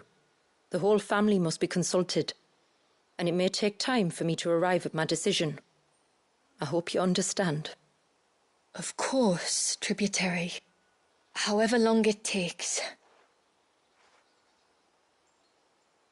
Come what may, I thank you, my lord, for bringing us back together.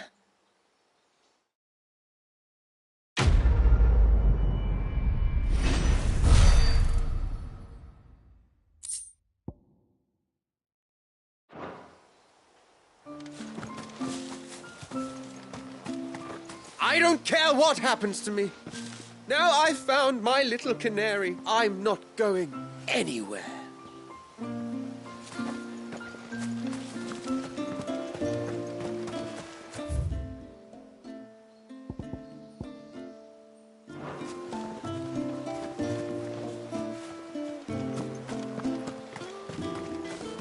No sign of the child.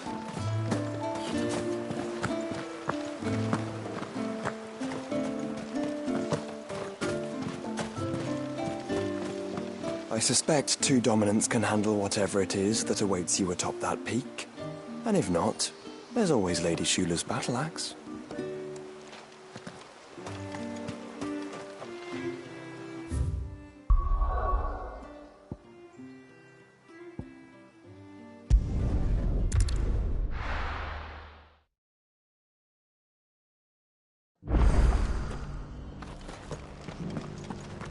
We've got a few rooms going spare now.